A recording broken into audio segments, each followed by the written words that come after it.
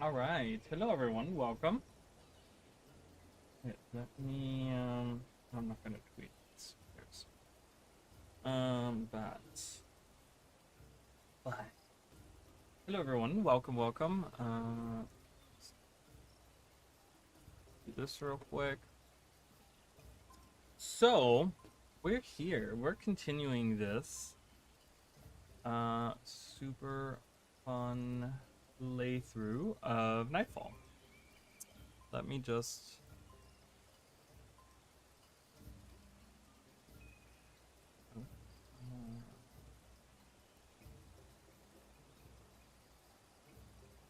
Let me just adjust here the thing. Let's turn that on. Boom. Done. Save. Customization. Save. Lovely. Alright. So, here we are, friends. Maybe I will tweet out just real quick.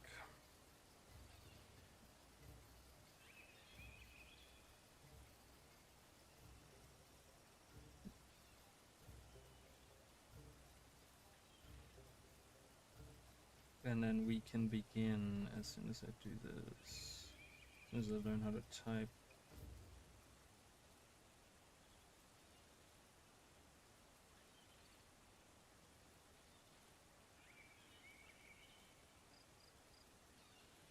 I'm gonna start with not an announcement kind of thing, but an update, I guess. Yeah. All right. So I tweeted that out. Did all things. So before we get into it, I do want to talk about a little bit about the regional lore series. So I've been hard at work at doing that series. But as always, nothing is ever as easy as I want it to be. So the thing is that I'm trying to. The thing is that the video editing software that I'm using right now is, I don't know what's happening with it, but it's just really bad. Like it's really good in the functions that it has, and it's really easy to use, but it has like so many glitches and so many things that are like not working properly, and it's just a nightmare to use. So I'm looking at other options. I'm looking for something where I'm like, okay, well, what can I use instead, to like edit my videos. And I've been looking at like different options and stuff, and like there's some options that are like easy to use, but then they don't have a lot of functionality, right? Like there's like, for example, Windows right now, they have the editing software, like their new, back in the day it was like Movie Maker or whatever. Nowadays it's called Clipchamp, okay? And Clipchamp, while nice, is not really like, there's not that much functionality. It's really like you're supposed to just kind of like put some clips together. It's not a highly editing, like do all these different things with it. I can't throw in like transitions where I want, and I can't throw in like effects and stuff like that. It's very simple. So while it's easy to use, it doesn't have the functionality I'm looking for. But then there's other programs that are like super, like they have so much functionality, so many things where you can go into every little detail, and they're just way too complicated. So I'm having to, for those of you that don't know anything about video editing or whatever, so the one thing that I've come across that everyone has been kind of, that the suggestions that I've been seeing online, is DaVinci Resolve, which is like this, it's like the one of the highest rated, like you can use it free, like there's a free edition or you can pay for it or whatever, but it's one of the highest rated like video editors out there right now. And it has a ton of tools, okay? It has like so much, like when you open it up, there's like things everywhere, okay? And I am completely lost. I tried to like edit my video today, like the first of the 9 videos that I have to make, because I have the audio recorded, I have video for it, I know what I want it to look like, and I'm like, all right, let me get started. And I'm like, I'm lost. Like there's so many things where I'm like, I don't know how to do this. Like I'm trying to like like a picture that's in the video that I have as a background in the video, I'm trying to like expand it, make it larger, make it fit on the screen, because right now it's like cropped to fit inside of the frame, but it's different dimensions, so it doesn't fill out the whole screen. I'm trying to fill out the whole screen, not stretch it, but just like there's going to be corners cut in the top and bottom. There's going to be parts cut off, but I'm trying to increase it in size, and I have no idea how to do it. So what I'm having to do, and that's kind of what I'm getting to, is that I really have to, because I would like to use that program. I think my problem is if I use something that is easier to use with less functionality, there'll be a point where I run into like, this is not enough for me, and then I have to still switch.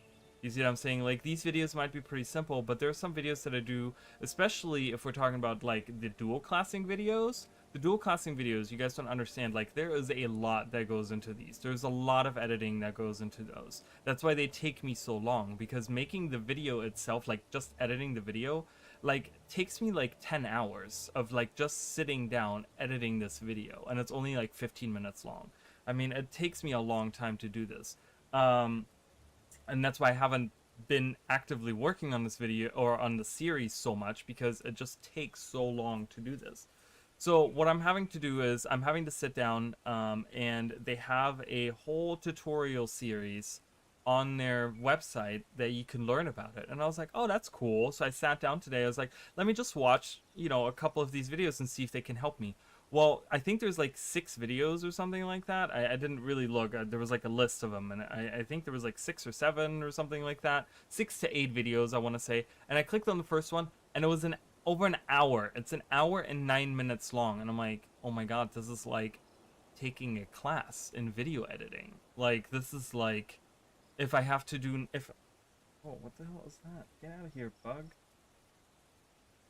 Some weird fly. Get out. What the hell was that? I swear, the bugs in Florida, it is obscene, I'll tell you what. But anyways, yeah, so I'm like having to sit down and try to figure out, like, you know, I need to, I guess I need to invest time, is what I'm trying to say. Like, I'm trying to invest time in order for me to be able to figure out this video editing program. So to that end, I will not be streaming tomorrow, I'm telling you guys right now, because I'm probably gonna have to sit down tomorrow night and watch all of these. This is gonna be like a long, I mean, I don't know if I need to watch every single one of those, but I probably need to watch a large chunk of those. So I'm gonna be doing that tomorrow. I'm gonna be sitting down and I'm gonna be watching a bunch of those videos and try to start editing. So I'm gonna take tomorrow night to do that, and hopefully I can get, because my idea was to get these ready by like August, and I'm not getting them ready. Like, I just keep running into like all these things that are like stopping me from doing that. So I'm trying to still get them done before Janthea Wilds. I can't promise it. I think I'm gonna have it like release some of them before Janthea Wilds and then some of them after, or like, you know, sometime around that it's gonna happen. Because I would still like to release them all in like one continuous like 9-day period, where every day I release a video. So just so you guys know, that's what's going on with that series. So to that end, I'm not streaming tomorrow, but I will tell you also, I'm not gonna solely be playing Guild Wars on the channel. I do want to play other things. So probably Tuesday. Tuesday I'm going to be doing something else. I think I've kind of been taking, and I always do this before every expansion that ever released for Guild Wars 2. I'm taking kind of a break from Guild Wars 2. It's just, I don't know, it's the anticipation of like when I go into the game, I'm like, man, I want to go to the new area. So Tuesday I want to stream something different.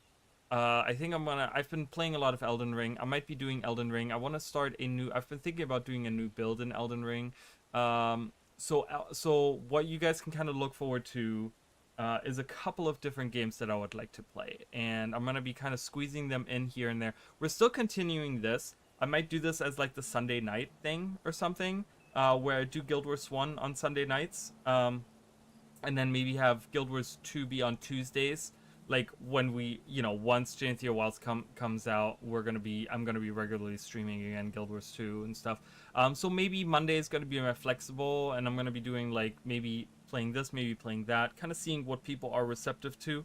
I've talked about a couple of games that I would like to play, and I'm trying to remember what there was two games that I was talking about that I would like to play that are like retro games that I've been wanting to play. And I'm looking for a pen right now. Um, so those two, and I don't remember what the other one. I can remember one, but I can't remember the other one. And then Elden Ring, and then as you guys know, Underspace. Underspace has been something that I was really, really looking forward to before it released, and then right before it released, I took like a break from making videos and streaming and stuff. And then after that, I never really caught up with anything. They've been releasing like patches nonstop. I mean, this guy, and I forgot his name, the main developer that's like, because it's like a Pasta Interactive is the like studio or whatever, but there is the main guy, and I always forget his name, but something train whiz or something.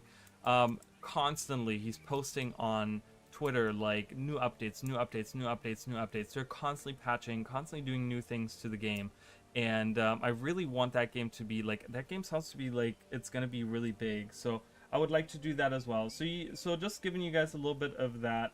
Like I said, it's gonna be Guild Wars mainly, right? But I do want to squeeze in other things that are just kind of to take a break from it, and just because I don't get that much time in my time off to play other games. I mean, like I said, I've been playing a lot of Elden Ring, but other than that, I haven't really played other games, and I would like to just like, play other games beside Guild Wars when I'm on stream. So, but I do want to continue this. Like I said, we have a lot of stuff that that I still want to do, right? Like, I want to do, like, we've done the map streams, we've done the comparison streams. I have a list here of stuff that I want to do. But I do want to do the playthrough of Nightfall, the playthrough of Eye of the North, the playthrough of all the different dungeons, and then finding all the pets I want to do, and like, that sort of stuff. So just giving you guys an update on what's going on with the channel as we're waiting for more people to get here, or some people to even get here. I hope you guys are doing good. So before I went live, and right before I went live, I was like, God damn it, I promised again to people, like, that I would be doing something in between episodes, and I didn't do that. And I was just like, oh my God, I not that anyone really cares, but like, I care, you know what I mean? Because like, I feel like I'm like, oh my God, like, that's like, you need to do stuff that you say you're gonna do. So I took like 15 minutes to figure out the weapon situation, because remember how we got here, and I said, oh, I'm gonna look into like getting new weapons. So I spent a lot of money from what I have. Like, right now I have this, okay, I have 84 coins, and as you guys can see, this was over 200, so I spent about 50 platinum. Oh, actually more than that, because I think I had 15 platinum on me or something like that, somewhere around that. So I spent about like 65 platinum, okay, to get just equipment, just weapons ready for us. So we have none of the armor set up. We don't have any runes on these characters. We don't have any of that. To that end, I did exchange the Cornin coins that we have, because we're not going to get any more of those, and there wasn't anything interesting to get from that. Beside doing some salvage kits. So I have as you guys can see, I have a ton of salvage kits. I can buy more superior identification kits, that's fine. I don't even know where to use this, actually. That would be interesting to know, where I turn in my trade. My trade contracts. That would be nice to know, actually. I don't know if there is a place around here that I can do that. Oh, I guess over there. Oh, perfect. I can look at seeing what I can get with these. So the trade contracts are so every region, like I talked about last time, every region has like different items that you can find or get through doing missions. Okay, so when you're doing missions in the Istani region, you get these the battle commendations. They were the little shield with the swords or something in them, whatever they looked like, and we did exchange those here as well. Then in Korna, you get the Cornin coins, which I can exchange in the Sanctuary. And then now going into Vabi, we're getting these trade contracts. So I'm probably going to get a bunch of those. And I would like to see what we can get. So first of all, we have a heroes guy. Can I use my...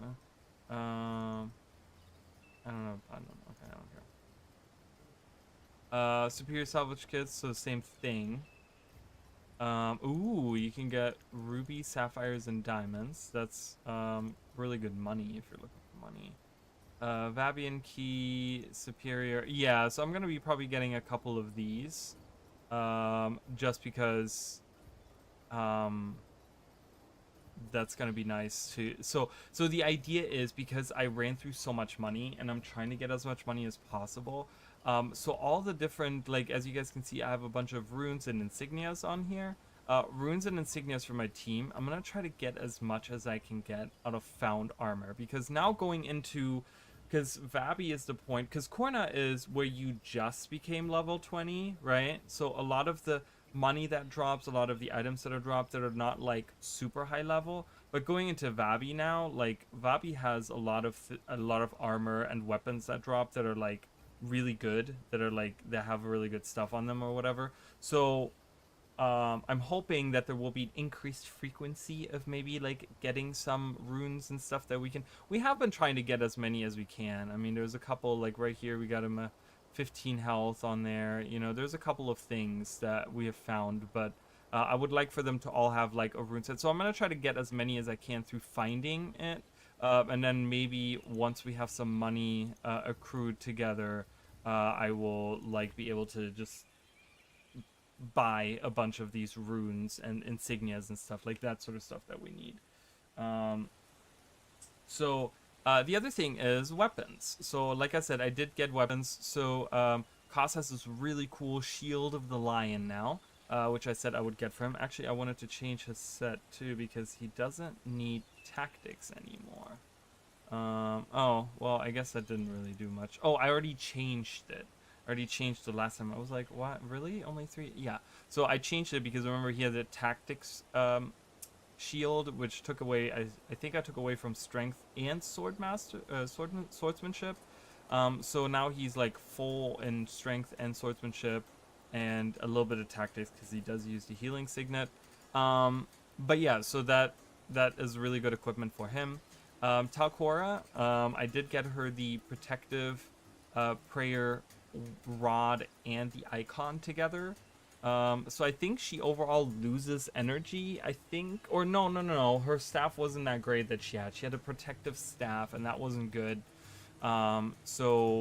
This is like straight up better, I think. Because I think she has more energy now.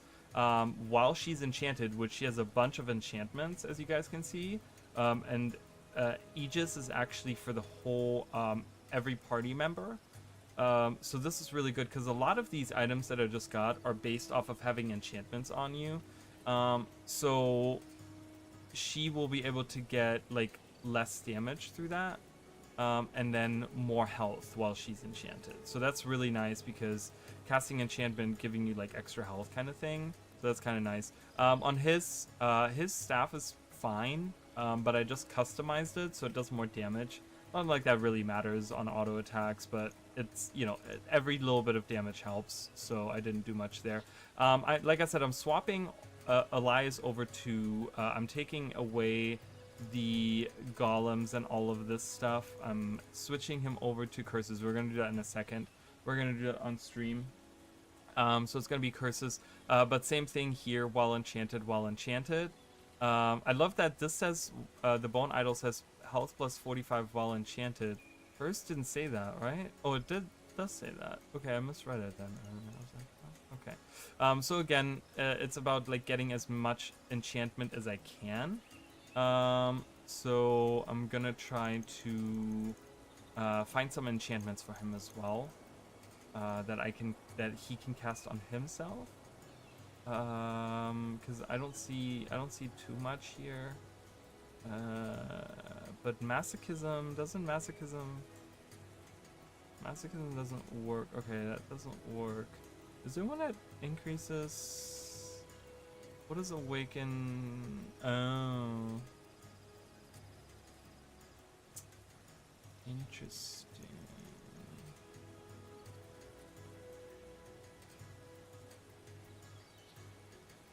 So this, as you guys can see, gives me, so I would have to like fully commit to that, really, like if I wanted to get this as a recharge of 45 seconds. I was trying to find something like increasing your attributes, but I don't think I'm gonna waste my time on that. So that's okay. He'll get enchantments from others. He has an enchantment as well. And she's enchanted, like she has a bunch of enchantments on herself, so that's really nice. Because she has the same thing, 15% damage. Same on hers, 15% damage, and she does have an enchantment for herself. And same thing on his. So it's really nice that they're all like well enchanted, because they do carry enchantments with them. So there's a lot of enchantments that I have. I hope we don't run into like losing a lot of enchantments. That's gonna kind of suck. So the only elite spell that I have for curses, let's get to curses here. So, and like I said, he'll get enchantments from, hopefully from the group. Like I said, she has an AoE enchantment, so hopefully, I don't really enchant anyone, but that's okay. But yeah, so let's work on that. I mean, I could give him masochism, but that doesn't really, I mean, it gives me +2 in soul reaping, which would make these better, I guess. I mean, I could do that. Like, I could, you know, have these signets, so for energy management, kind of have this going on. And then that way he has an enchantment on him. I mean, I could do that. It doesn't really help him, but that's okay. So what did we say? So Spiteful Spirit for 18 seconds. Whenever target foe attacks or uses a skill, Spiteful Spirit deals 29 damage. That foe and all adjacent foes. Okay.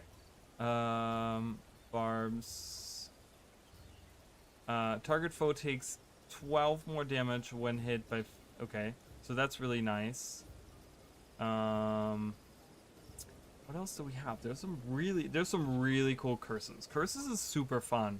It works really well in the sense of so we have barbs, and then we have soul barbs, right? So it takes damage when enchantment or hex is cast on a target. Enchantment or hex is cast on that target. We don't have a lot of... we do have hexes. I mean, we have hexes here, water hexes. But other than that, we don't really have any hexes, so I might not use that. Mark of Pain. Whenever target foe takes physical damage, Mark of Pain deals shadow damage to adjacent foes. That's really nice. We do a lot of physical damage. We have 4 physical fighters in the group. Myself throwing a spear, Koss with the sword, Zenmai with her daggers, and Milani with her scythe. So it is kind of nice to have something that deals with physical damage. Is in the UCL from that foe. Cost 15 though. They're really expensive. And feeble targets from ulcerous lungs.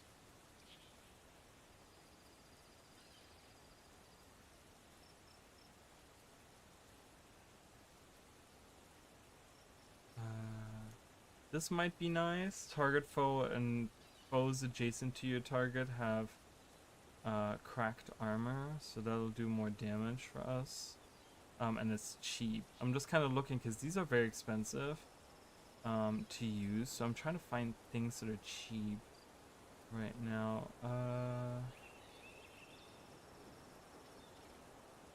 Ooh, that might be nice. That heals me for 102 when that ends. That can kind of help out the healers.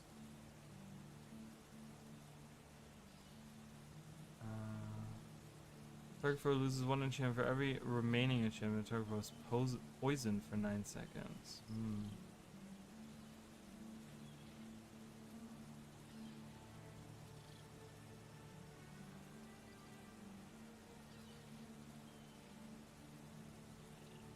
Yeah, I think I'm gonna leave it like that. So we'll see how that works out. We'll see how well that does. But yeah, so we have changed a little bit in our group, and we'll see how well they perform. They have better equipment now, and a couple of different builds. All right, so let's kind of review what we did last time. We finally got into Vabi, right? That was the whole thing. We rescued Cormier. We went through the crevice, through the Monarch crevice into the what are they called? The does it say it on here? No, it doesn't say it. The whatever the caverns were. We got to the little town, which was part of the little monastery, right? We went to the Chantry of Secrets, and then we went out. We met with Kahani. Okay, so we kind of ventured out, and we met with Kahani, who is like this priestess of Lissa. And she knows Talcora. They went to school together when they were kids. But she says that she has these like premonitions and stuff, and she knows everything that's going on with like Varish, and she's trying to help us. So we get an invitation from her master, this old priest or whatever. He can't go anywhere. But we get invited. We get his invitation to go to the festival of Liss. Where we meet the princes, who are the reigning people in Vabi. And that was weird. I heard like a weird growling noise outside. And the princes. So we try to warn the princes of Varish, right? Like Varish coming to take over, which we have seen blatantly. She has said this, that she's coming to take over. All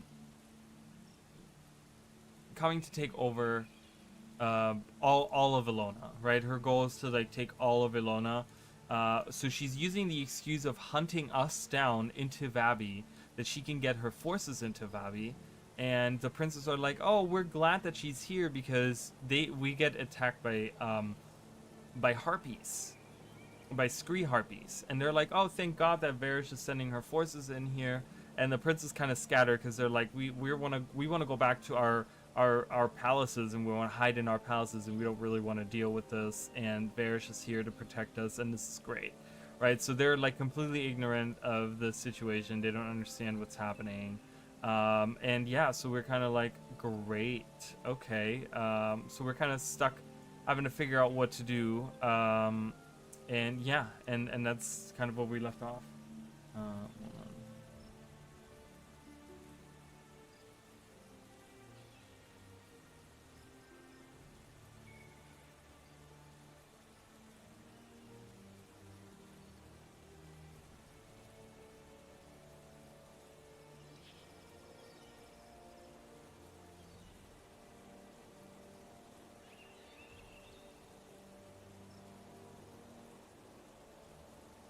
All right. So, anyways, and I think so. We kind of get dropped in here. I think I have to talk to this guy.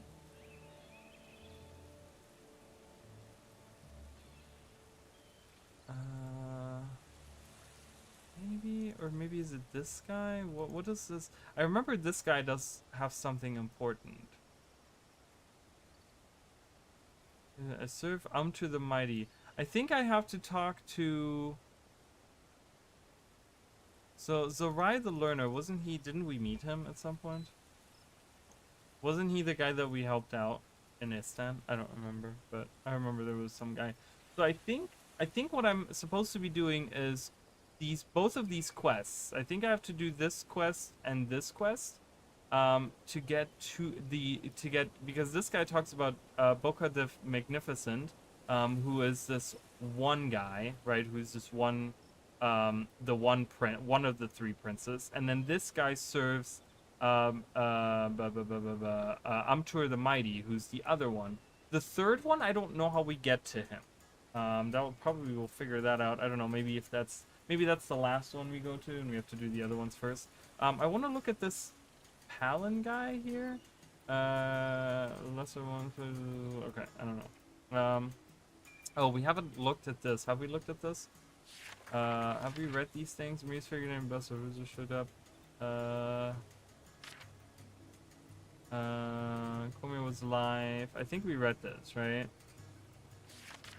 Yeah, I don't think I read this one. So we traveled through the Badok Cavern, so that was the name of it, fighting hidden corsairs and other hostile creatures that contributed to the danger and the reputation of the passage all the way. However, with much guidance from Donkoro, we made our way to the exit, but with Vabi almost within reach, Cornin General Bale and his pet demon, the Hunger, appeared, blocking the passage. Fatigued by our arduous journey and faced with not only a Cornin General and a demon, but 2 units of archers as well, we fought for our lives. In the end, we prevailed and made our way out of the dark caverns into the bright canyons of Vabi, beyond. Unfortunately, killing General Bale and fleeing into Vabi gave Varish all the excuse she needed to send her troops into Vabi on the skies of looking for us. Her control over Lona continues to grow. Okay, so the T-Hark Orchard, or Tyhark Orchard, with the Cornin army pursuing us, we made our way through Vabi, helped by a young priestess of Lissa named Kahani. She told us of a party at the Garden of Severine to celebrate the Festival of Liss. All 3 princes would attend the party, and Kahani promised she could get one of us in the door. By mingling and participating in the revelries, I endeared myself to all 3 princes, but they refused to believe that Varish had ulterior motives for moving her forces into Vabi. Before I could press my case against Varish, Scree Harpies attacked the party. I joined with the guards to repel the attack. Hopefully my heroics caught the attention of the princes and will help me convince them of the danger of Varish. I shall try Prince Bokka again, as he invited us to his palace to see a play being put on in the amphitheater. Okay, so I guess we start with this then. I think this is what they're talking about. So, yes, Spearmaster Raleigh, Vaughn the Vulnerable, the unknown until now, Cornin playwright, has graciously rented out the Bokka Amphitheater for none other than the esteemed Bokka the Magnificent himself. He has a very special performance that he says will sweep Vabi by storm. He specifically had invitations for you to a rehearsal for the upcoming performance.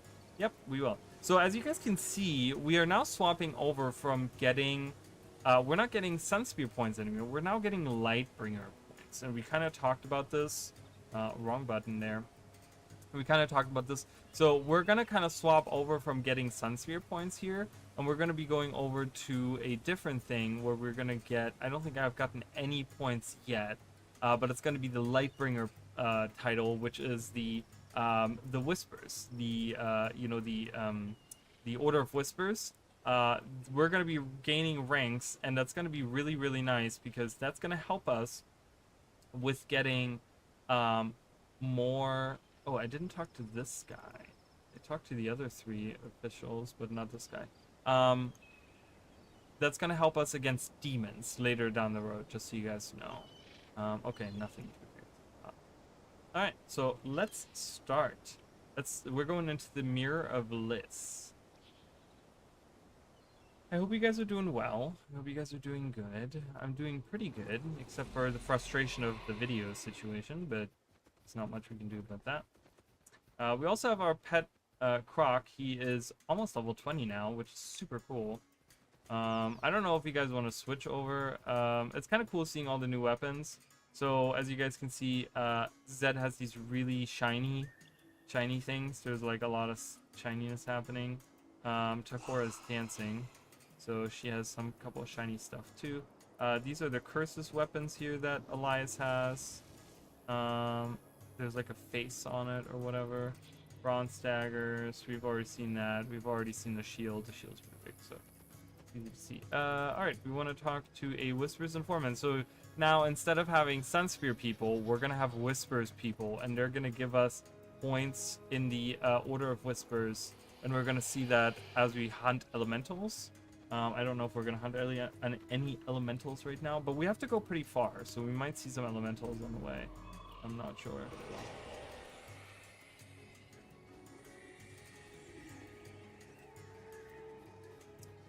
Alright, there's some rain beetles and a rock beetle. So we'll see how they perform now, having changed the weaponry and having changed the build for one of them. I have a feeling that might help us out a lot more than what we had. Wow, we're actually doing really well.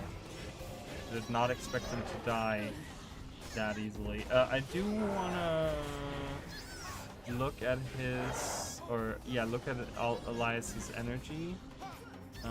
But luckily, Soul Reaping is like the best. Oh, we have some. Okay, these are, and there's a boss in there. These are really strong. So we have to be very careful here.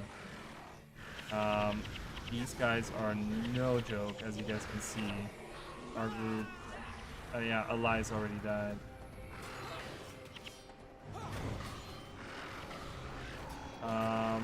They are not, yeah, they can revive each other as well. Ooh, my pet just died. Ooh. Yeah, they do a ton of damage.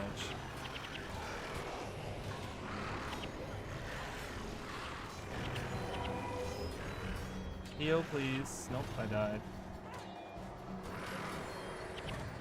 So I think Elias is okay in energy management. He should be using that to get more energy. Oh, God, Dunkoro died. Yeah, these guys are tough, I will tell you. They're elementalists, and we've talked about this before. One of the reasons why elementalists are so strong in this game, because they do armor ignoring damage. So it doesn't matter how much armor you have. They if it says like does like 90 damage, it's gonna do 90 damage. And there's nothing you can do about that, and it's very like it's very tough. I mean, it can be very, very tough. So we have to be careful when we fight those guys. Luckily, they're far and few between. As you guys can see, there's not a lot of them here. Here's a Jahai rat. We could have this as a pet. These are pretty big. I've talked about Jahai rats in my shorts. But there's an actual Jahai rat. Look at how massive these things are. I mean, they don't even look like rats anymore. So, but anyways, let's go. So now we should have a new Lightbringer. So there's a Lightbringer title right here. And as we get stronger in that title, which hopefully I'm going to try to get as much as I can, because like I said, it helps us with demons. So we will be fighting more demons as time goes on in this playthrough. And it's going to be important that we get strong against demons, and we haven't seen this yet, so we're kind of right now we're like, ooh, we're the cool kids, right? We have the it only shows up in town, but we have the Sunspear General title, right? But there's going to come a point where when you have a certain rank in something, you can actually have the title out, like, you know, you can check mark having the title. When you check mark it on the Lightbringer, it actually helps you against demons. I think it does like more damage against demons or something. So we have that, and I would like that to be as high as possible as we get further into the game. So anyways, this is the Mirror of Liss. We get this really cool structure up there. I've done the comparison streams. You have a really cool statue of Liss here, a golden statue. As you guys know, the golden statues are always the like super like, I don't know. I would say maybe important ones. I'm not sure if they like. They're not more important, but they're just very like. This is the center of, you know, worship for Liss, right? Like for Lissa, I mean. So Mirror of Liss, right, describes this whole thing. You know, mirrors have to do with mesmers and mesmer magic and all this stuff. And they have this like floating platform over here, which is like this temple-like structure, I guess, to Lissa, with this little outpost down here. So there's a little outpost out here that I think they want us to go to. I'm not sure, but anyways, so we see that. It's really, really cool. You can see it in Guild Wars 2. You can see it. You can see it's all destroyed, and there is still water down here. There's actually a river that leads away from it. Which is the same here, actually. This still exists. And the floating platform is actually destroyed by, like, Crocotorix. Crocotorix. Oh, we have a snowman summoner. That's interesting. But yeah, so the floating statue is, like, destroyed by Crocotorix corruption. So there's Kahani down here. Since she is a priestess of Lissa, it would not be weird to say that this is where she hangs out most of her time. Since this is like a big worship place for Lissan priests, right? Snowman summoner. We summon a snowman. Whee! And then he melts into the ground in a second. So it is right now Winter's Day in July. Is the holiday that's going on right now. So you're gonna find a bunch of Winter Stay gifts and all that stuff right now dropping. Anyways, there's Kahani. Melissa's Blessings of Beauty. Yeah, we already read this. Prince Baka rented his theater out to some cornered upstart director. That just doesn't seem right. With Varish's forces moving in under the guise of protecting princes, there might be more to this than meets the eye. When it comes to picking performances for his venue, Prince Baka is a persnickety one. It could be the perfect time to schmooze Baka into helping the Istani fight Varish. Okay, so as you guys can tell, so I'm gonna get this outpost first. The Grand Port of Sebelki, I don't know. So we have a statue of Lissa here, and we also have this thing here, which is also the statue of Lissa. But I want to get this while I'm here, because we're gonna have to come back here at some point, and it'll just be really nice to have it. This is a really small outpost. There's nothing here, but just like the most basic of things. Okay. And it actually, I don't know if it lets us, I don't think it lets us teleport up here. Does it? It doesn't matter. So this is the teleport that leads up to the platform. You can actually, we're going to be going on there at some point. We have some priests here. I can't talk to the statue or anything, so. Alright, so the little outpost, I wanted to just have that. We can exit the other way.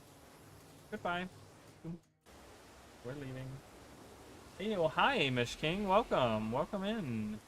Alright, let's do this. Let's talk to him. I guess this is not giving me... This is still giving me Sunsphere points. Interesting. So only some are going to give me Lightbringer points. It's fine. We're going to take whatever hunts we can get. It's always the most important part to do. Alright, let's move along here, and let's go to where we need to go. Someone got left behind. Milani, why? Did she get, like, body blocked or something?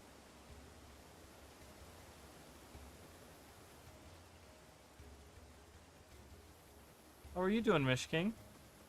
Oh, we got a cool little cart here. I don't think we see these too often. So a nobleman might be transported on this or something. I don't know. We get this weird floor here. All right, and we venture, taking the route down here. I'm playing the new expansion for Path of Exile. I'm really enjoying it. Oh, interesting. That's really cool. Nice. I haven't played Path of Exile in a long time. I really just... I love that game. I truly think it's such a fun game, but it's just such a huge time investment, in my opinion. Because I don't know what I'm doing, so I'm always, like, in there, like, trying to figure out what's going on. So it's a really fun game. Okay, whatever.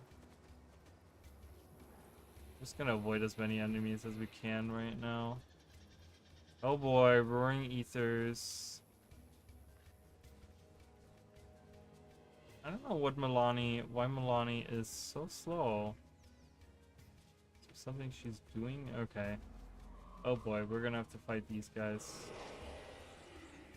Alright, let's go! See how much damage they do to me, and my energy is gone. Simply gone.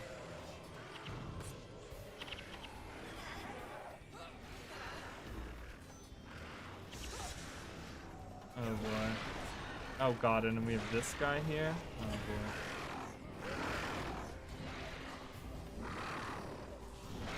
Kill that guy.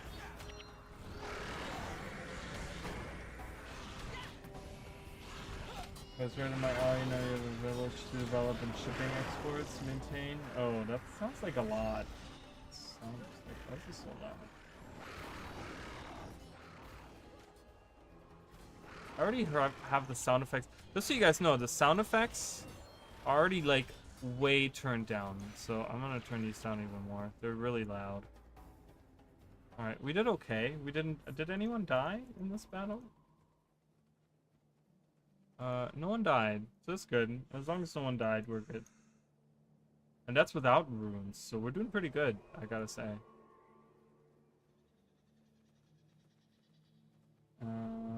While doing the typical, that's great.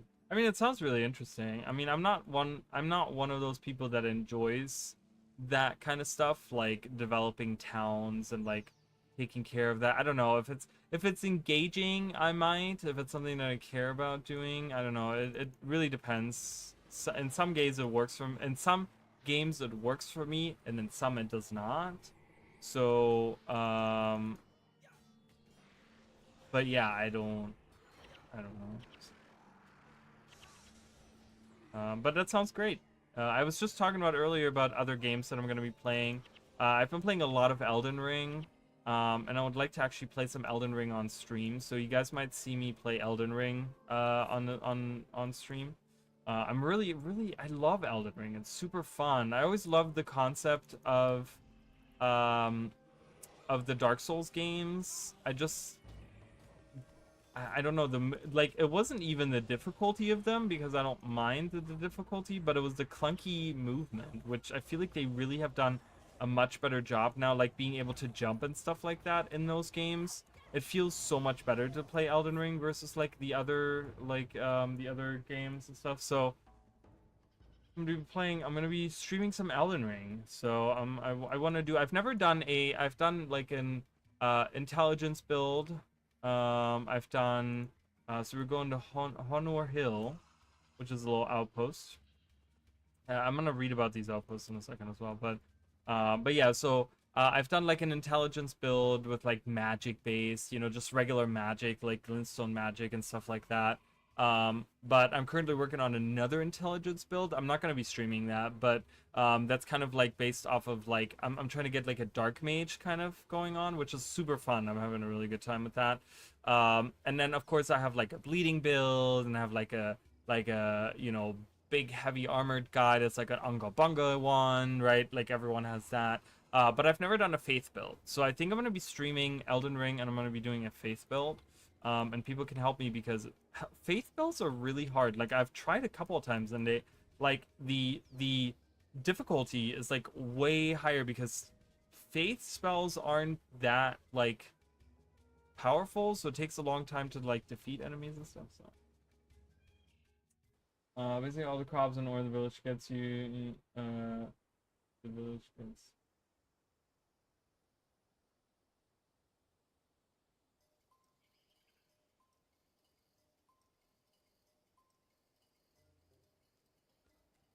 I mean, I guess it's like Ocarina of Time. I don't know. I just so I think like I wouldn't say all Dark Souls games are like Ocarina of Time, because Ocarina of Time has like some open world like aspects to it, right? Where I can kind of like decide I want to go adventure throughout this world, and like there's a whole like Metroidvania aspect to it, where like, oh, I got a new item, I can go into here, I can go into here, or I can do this now, or I can do that now, right? Like it opens up these different things that you can do.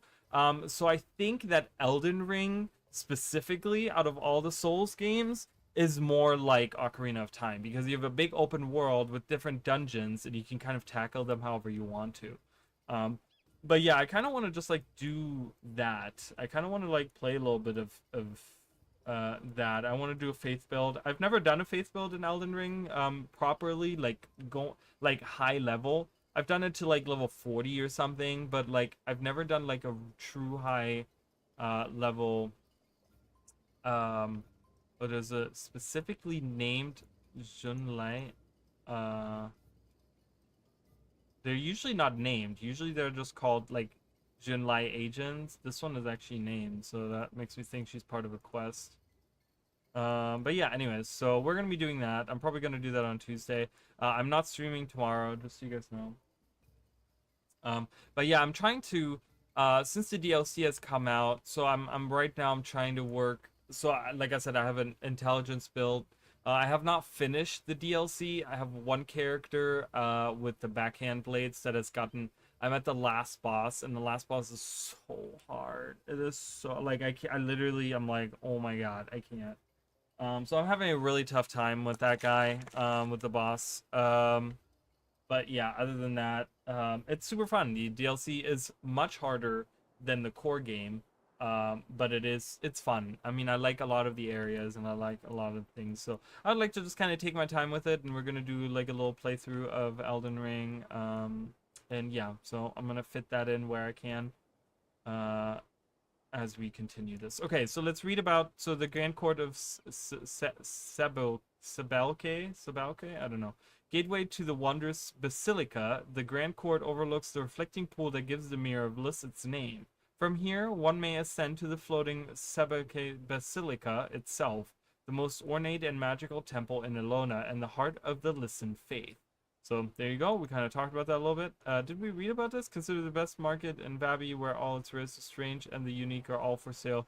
If you can't get it here, it simply isn't. Yeah, we did read about that. And then Honor Hill, a ragtag community of artists, actors, and other unsavory types. The natives of Honor Hill make their living fleecing wealthy patrons on their way to the Baka Amphitheater.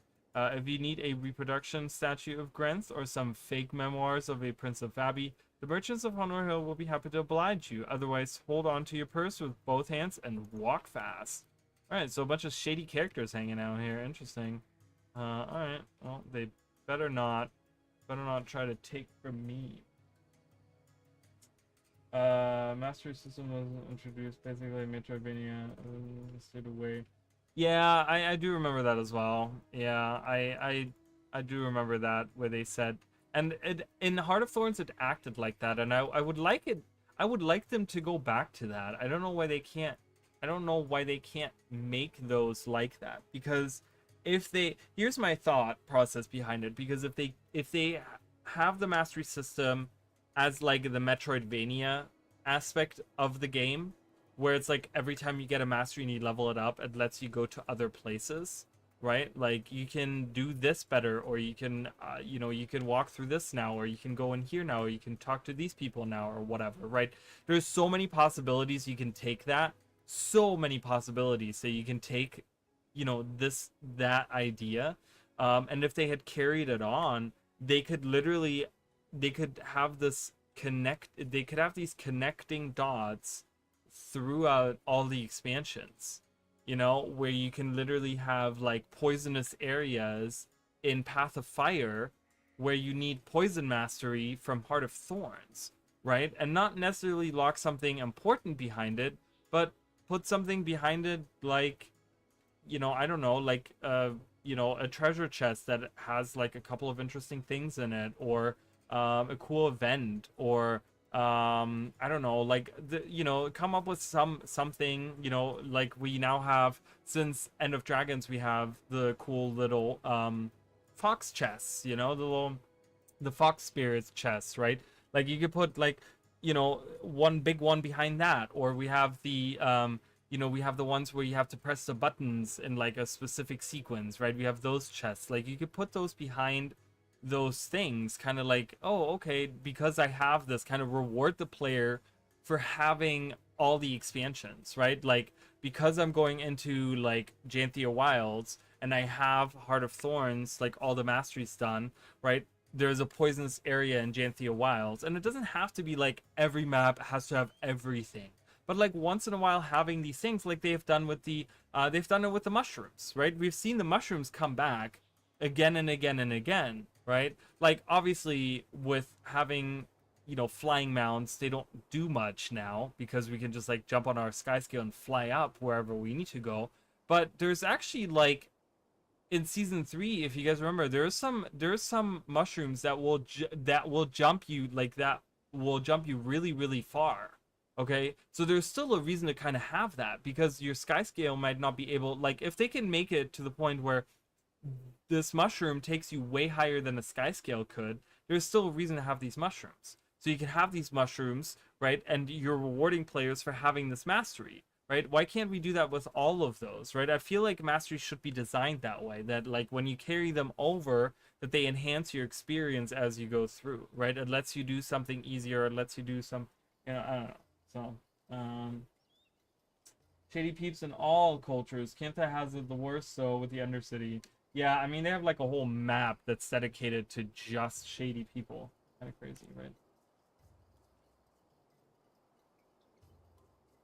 The walls you break through with the beetle.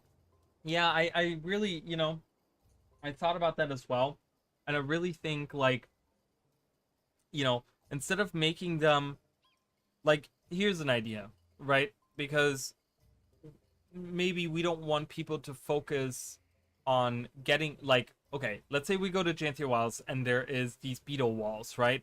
Like, some people might say, well, this is an expansion that deals with Warclaw. Why are you giving us masteries that deal with beetles and hiding stuff behind it?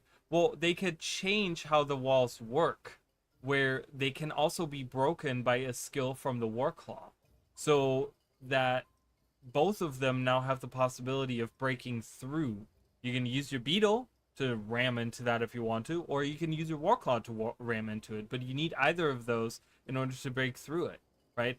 But then that retroactively interacts with something from Path of Fire or from specifically Season 4, where I can take my warclaw, and even if I don't have my beetle unlocked, right? Like maybe I didn't play Season 4 and I now unlocked it, and it's like, oh, look, those walls, I can break those with my Warclaw, right? So it kind of rewards you for having the other expansion, right? And it's like an interactive, it's like, kind of like interacting in, we talk about like building on systems that are already in the game, right? That would be building on a system that already exists in the game, you know? Chain pull the wall. See, there you go. That's a great idea. I love that because we have a chain pull. So you could chain pull the wall open. Yeah, there you go. Instead of breaking through it, you open it with a chain pull. We already have that as an ability, so there you go. Right? Like kind of change how those walls work, and I mean that shouldn't take too much development time to change how those walls work, and retroactively change all of the walls. I mean, I don't know. I just think that like interacting systems makes the world feel super connected. That's kind of my idea. I bet Janthia Walls is gonna have yet another NPC that is a chef and wants you to help them cook. Um, they might. I don't know. Maybe not. Did Secrets of the Obscure have that? Was there a chef that? Oh, there was. Yes, there was in the first map. That's right. Secrets of the Obscure did have that. Yeah, I don't know. Maybe there is. Maybe there will be. I mean, it seems to be like a trope, now. So I don't know. All right, we're at the Resplendent Macoon. So the Resplendent Macoon, just again for those people that only play Guild Wars 2, the map cuts off like right here. Like Honor Hill is not, I don't even think is part of the map in Guild Wars 2. It might cut off like right before it or whatever. So this whole entire explorable area is not available in Guild Wars 2. Like, you can't actually go there in Guild Wars 2. So this is a whole different area. Yeah. So, you guys will see Dark Song right there. So the spear that I'm wielding is called the Dark Song. And guess who drops that spear? It is so just so you guys know, the green items are specific items that drop from a specific boss monster. So this guy, whatever his name is, Jishol Darksong, drops this spear exclusively. Not always. You only have a chance. Most of the green weapons are they're not, a lot of them are kind of like not really that good. They're not really the greatest of weapons to use, but it's kind of a little bit of like, not really prestige, but it's kind of like a fancy item. You get like a cool little green item from one of them.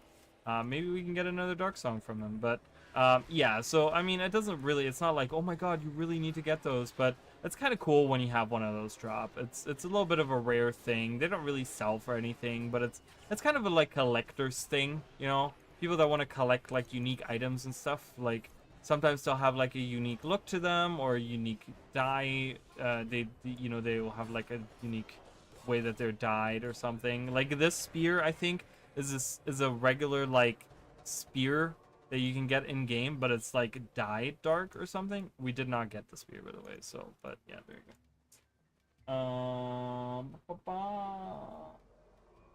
Right, right in the intra headquarters. To another event, and then another event to defeat the Sky Scales. Yes, I do remember that.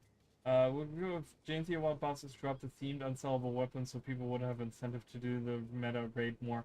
There has to be welcome by the way, but there has to be something like that, right? Like I really hate what I really hate is the idea of like,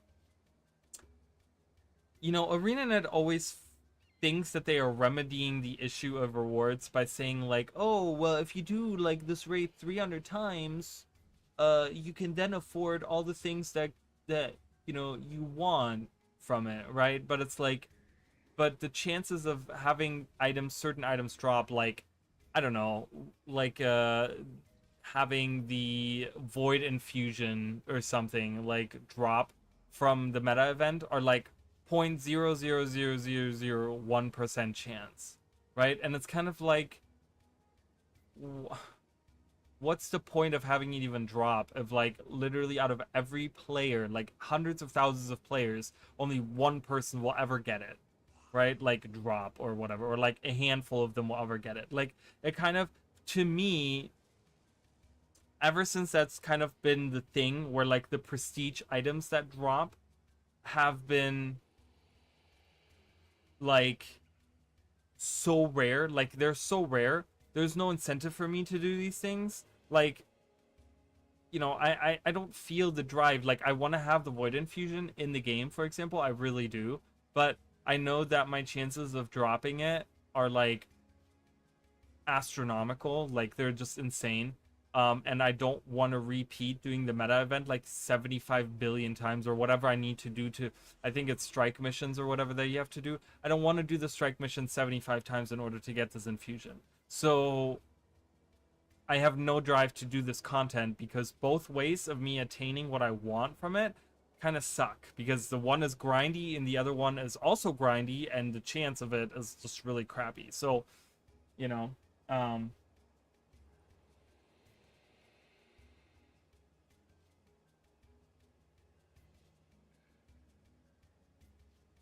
so far, it's just merging essences into new essences currency that will be used for Secrets of the Spirit, but I'm sure there will be more stuff. Well, yeah, obviously there's going to be a bunch of stuff. It's nice to buy stuff, but having RNG that drop, uh, yeah, I mean, there has to be something that's RNG, right? There has to be, like, RNG is just part of the MMO experience, you know? Obviously, it kind of sucks when you have such a low chance of it, right? Like, there has to be a balance. And I think you actually bring up a really interesting point because you talked about a unsellable. So, what if we have a higher chance of dropping an account bound version, right? Like we get a little bit of a higher chance getting an account bound version of this like infusion or whatever it is, right? Or weapon or armor piece or whatever, right? Armor skin or whatever, right? But then the you know, we keep the really rare ones that are actually sellable, that are like very expensive. Like obviously that would kind of take away a little bit from the money from those, but I mean, is that really? I don't know. I just feel like there has to be some kind of middle ground somewhere. And if you see someone having X themed mounts come from Xbox, you see they did the content. See, and that's another thing, right? Like being able to buy doesn't mean necessarily that you did the content, because a lot of things are like interchangeable. You know, to get a lot of the like certain rewards, you can just do other content. Like let's take for example the dungeons are the best example of it, right? Like I can run Ascalonian Catacombs 75 billion times and buy the entire set of the Ara dungeon, right? And the weapons and the armor, and equip my entire character with that set. And then people will be like, oh my god, he ran the Ara dungeon. No, he didn't. He ran the Ascalonian dungeon and I just bought it with the same tokens, which is like difficulty like way different, right? Like Secrets of the Obscure had collections for exotic weapons. Yeah, while I do like those, but I feel like there wasn't really a challenge to that. You know what I mean? I do love having that, but I feel like that's a different thing. You know what I mean? That doesn't feel like a prestige item to get. If you're sitting there and you're like, "Oh, okay, I got to run this quest for like 30 minutes. I got to run here, talk to this NPC, do this event, which is like super easy to do, and then I go over here and I like infuse this item over here and talk to this guy and then like do this, right? Like it's not a prestige item. It's like everyone can get it. Just you have to just spend 15 minutes on this quest real quick, on this achievement quest, right? Like I like to call them quests because that's pretty much what they are. Go on this little quest and then like anyone can get this little item, right? It's not a big deal. So there's something about that that's like it doesn't have that feel of prestige. So Rainbow Scarlet Rival, yeah, I just came releasing Snapsource weekly podcast, and they talk about having unsellable mount skins so you can have prestige from doing hardish content. That's why I wrote about unsellable mount skin drop.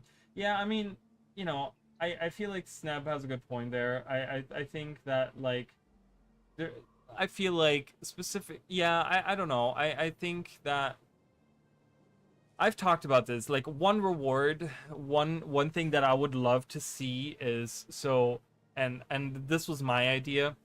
One prestige reward that I would like to see, that is easier earnable, than infusions in the game, would be combat tonics. Right, combat tonics are like a thing that are actually like, in the game. I really hate the combat tonics that are like making me look like Anka or like Mytrin or something, because I can make characters that look like that. But the point of, we've discussed like having playable races, and it's very unlikely we will get another playable race, but we can kind of have like really cool combat tonics that make us look like another race, and that's probably the closest we'll ever get, right? So I could see us getting like, what about giving me like 4 or 5 different Tengu combat tonics, right? That are like specifically like, okay, you want the owl looking Tengu or whatever, right? And you can win this by doing whatever, right? Like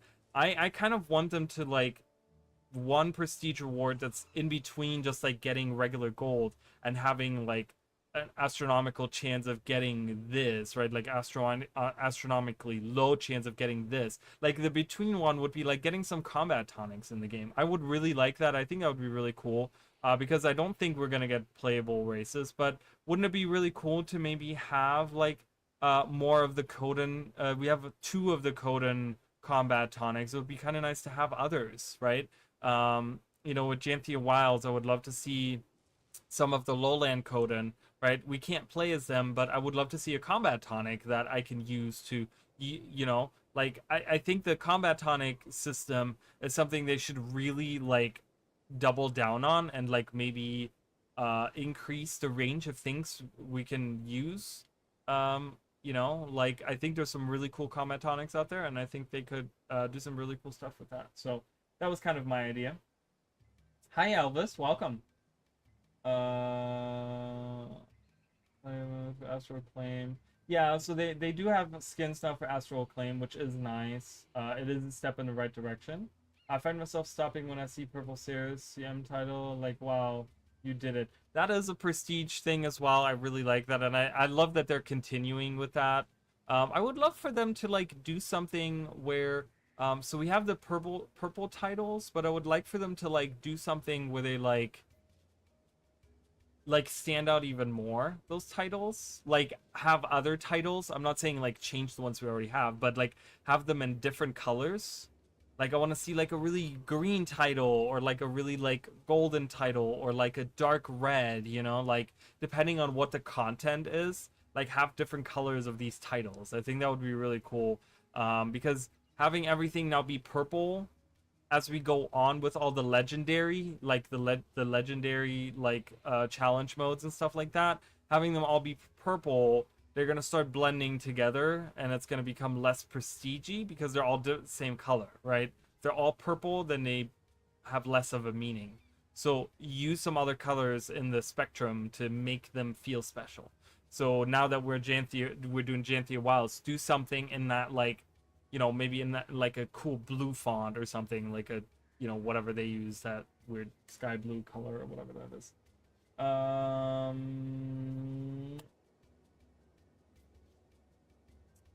See, the thing is, we just, someone just talked about it. I saw a post the other day about Janthia Wilds having like not much in terms of content with release because we're getting 2 maps, one of which doesn't have a meta event, so we're only getting one meta event. We're not getting convergences and raids until the first, so that's going to be another 3 months before that. We haven't heard anything like rifts. There's no like rift system or anything like that. We are getting spears, but that's through like the mastery thing. Warclaw stuff, that's a mastery thing. So we're getting the homestead, the home instance, whatever it's called, homestead, whatever it's called. But so it's gonna be interesting to see like what really the meat of the expansion is as the initial release comes out, because I don't know if for me there's going to be plenty, because I'm going to be making a ton of videos, I'm going to be talking about the lore, and I'm going to be like looking at the clouds like a crazy person, because that's what I do in the game. But it's going to be interesting to see what's there for other players, for hardcore people right off the bat. I don't know.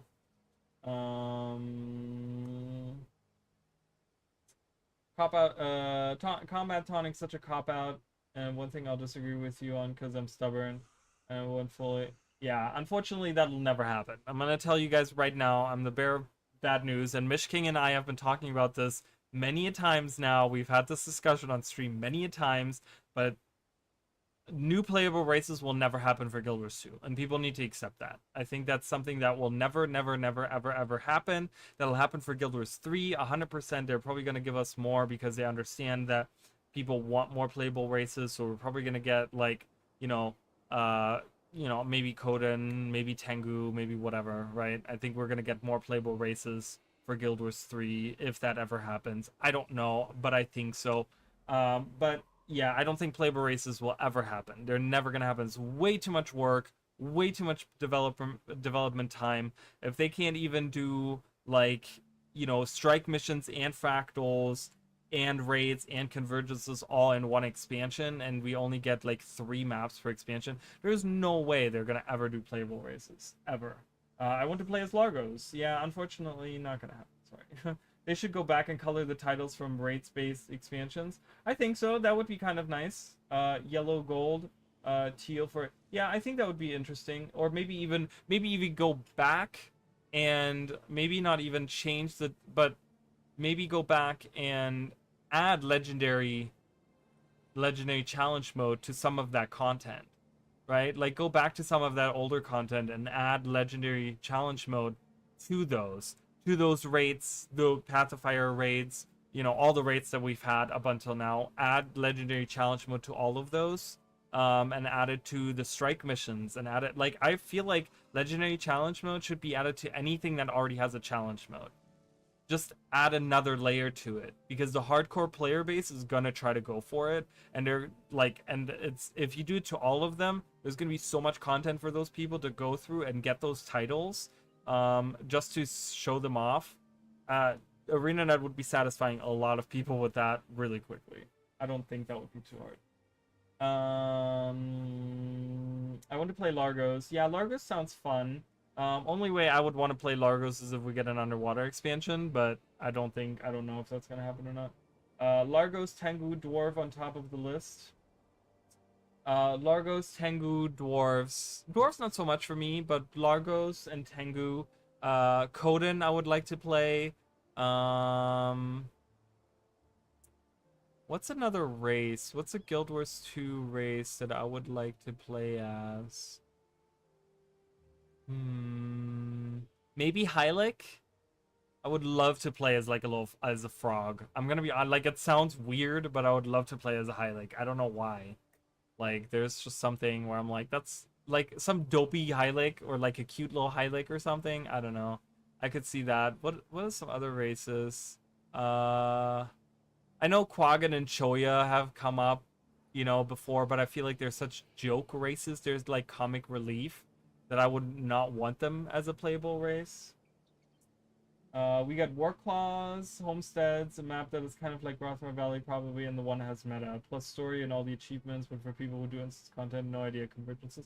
Convergences are not coming with the initial release. Convergences and raids, as per the last post, they're coming with the first update, which is 3 months. So we're not even gonna get convergences. So for instance, people, there's nothing for the first 3 months. We're getting the raid and the convergences with the first update. As far as I remember, and correct me if I'm wrong, but I think the article says that like that both of those are coming. Um, so those would all be awesome. You know,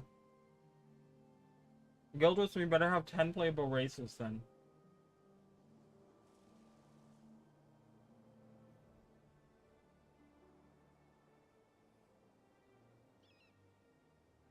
Um, I mean, I'm not saying like no dwarves. I'm saying like for me personally, I wouldn't be excited about dwarves.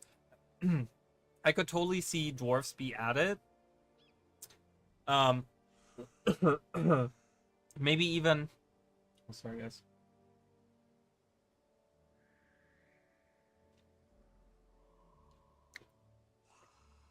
Right, sorry, guys. Maybe even. I mean, maybe even have some kind of functionality with the whole like being zone dwarves or something like that. I don't know. I don't know. Guild Wars 3. So, all right. So you say better have 10 playable races. So what are the 10 playable races you would want? If you could pick, if any of you guys could pick 10 playable races for Guild Wars 3, what would your 10 be?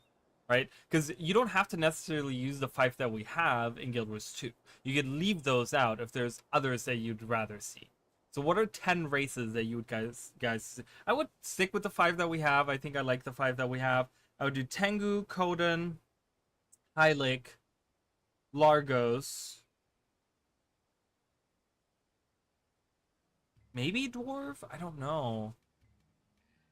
I have to come up with a 10th race. I mean, I know Script was talked about, but again, falls into the line of comedic relief. Like, not really for that. I don't know. These small races, all they have is Usura. I get that. I know a lot of people like the gnomes and those types of things. So I get it. I mean, totally understandable. I know a lot of people are totally into that kind of stuff. So I don't know. I'm not a fan of it. I only have one Asura. I don't really play Asuran characters. So you can figure out the resources. I know it doesn't have much in manpower, but having one instant content on release would be nice. You need to reuse old mechanics. I mean, there is a lot of like the problem is, and this is something that I've talked about it in my videos, I've talked about it ad nauseum, it's like the transparency just isn't there, right? Like, why don't we have all of this stuff being released? Obviously, you could say, well, because it's not done yet. Okay, I understand that, but like, you have, like, we just determined we have no instance content coming out. So what is going to happen with the people that want to only do instance content? Like, are they not getting anything? Like, it's a little weird how like not transparent they are, even when they post a weekly post. And then it's like, okay, you're not giving me any info. All right, so we're going to the Resplendent Macoon is this is the palace of Prince Baka the Magnificent, who's right over here.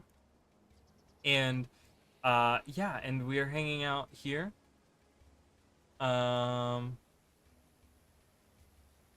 Attended to the prince, so we're in his little palace, and we're gonna hang out and go figure out this play situation. Human Norn, Crystal Oreen, Savar. What? Oh, you mean like, what are they called? Crystal Bloom Sylvari? Odin, Asura, Dwarfs, Tengu. But that's not 10.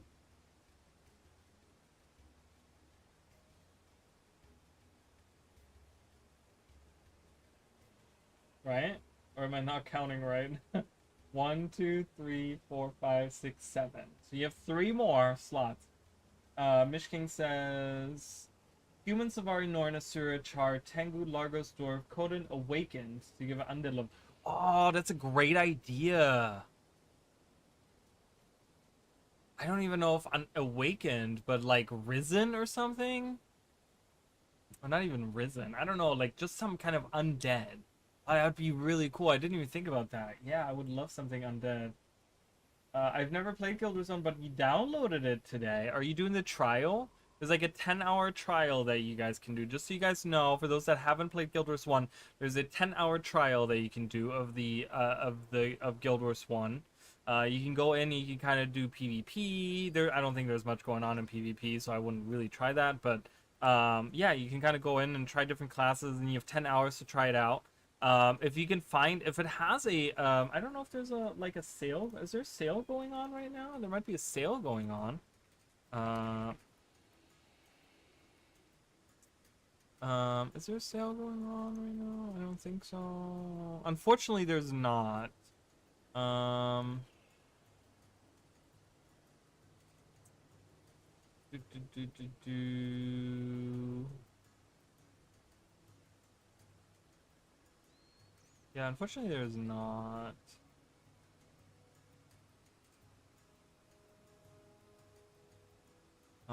But the trilogy is the one you want to go for. It's $30. I think that's the one, right? What's in this?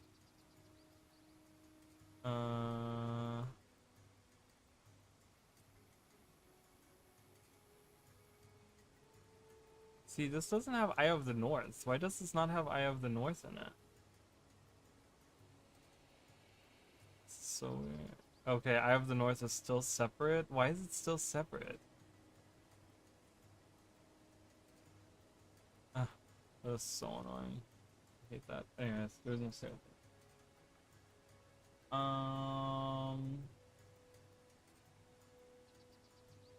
Not 10 because I can't think of more I'd like. I mean, that's fine too. You know, it's also, I guess it's more of a like a objective thing because it's not necessarily like what you would like to see, but what you think, like Mish King brought up, like undead for the undead players, right? Like you kind of have to think outside of the box and like what would other players enjoy? You know? Oh, okay, this is much better. My glasses are so dirty. It was like a year ago, but still never tried it. Probably start tomorrow. It's super fun. Guild Wars 1 is really, really fun. Um, like, like what WoW did with Undead. Yeah. I can see. Oh, okay. I can see in a newer MMO with a better engine them giving us Crystal Bloom and Awakened as options for the races instead of individual races. Yeah, well, I mean, they are working on an Unreal Engine 5 game, but we just don't know what that is, right? We don't know if that's Guild Wars 3 or what that is. We don't know. I own all of Guild Wars 1 and tried playing it again, making an assassin going through stuff, but I got bored and uninstalled. I'm sorry. I logged into that game and it just never grabbed me the way I'd like. I get it. I mean, you know, I don't know. For some people, it's depending on like I don't know. It's honestly Guild Wars 1 is a lot more fun with other people. If you can find, I'm in a very active guild or somewhat active guild, right? We have an active alliance. These people play all the time. They've been chatting the whole time I've been online. They've been chatting, just kind of you know, doing their thing. They have a Discord and stuff. Guild Wars 1 is like Guild Wars 2 you can enjoy solo and you can kind of play and you can find people. Guild Wars 1 hands down I will say like if you're not already a fan of it, it is probably more enjoyable with other people. So maybe try to find a guild, maybe try to find people that want to play with you. Because once you start, because it's a group-based game, as you guys can see, I could have all of these people be real people and get really annoyed that I'm just standing here talking the whole time. But if you can find if you can find a group of people, this game becomes so much more fun. It is really, really fun in groups of people. I used to play with a bunch of people back in the day, and we had just really good times. I mean, it was just so much fun because I don't know, it's just different. It has like a whole different vibe to it. So that might be a recommendation for me. I'm going to look back then. Yeah, you can do that, or you can watch my comparison streams. I have comparison streams on my channel. where I compare a bunch of the places from Guild Wars 1 and Guild Wars 2. So you can always watch those as well, guys. Not that I'm trying to like toot my own horn, but those streams were pretty good. Anywho, I think I'm going. Yeah, I'm going the right way. It's really weird because, as you guys can see, you have to walk all the way around in order to get to the hall. Because right here, this is the amphitheater. It is right over there, amphitheater. And wait, did I miss the entrance? Wait, where's the? Oh, that's further through here. Yeah, you have to literally go in a circle all the way around in order to get to this guy. But yeah, so we're here. This is the kind of the throne room. I love this. So these are like, this is like, Elonian runes that are kind of moving down. I love this. It's really, really. But yeah, so there he is, Prince Baka. He's the rich guy. He's the one with all the money in the world. I wish pre-searing would let you start as an assassin. It would be really cool to have pre-seeing characters like a dervish or a paragon or something. That would be really cool.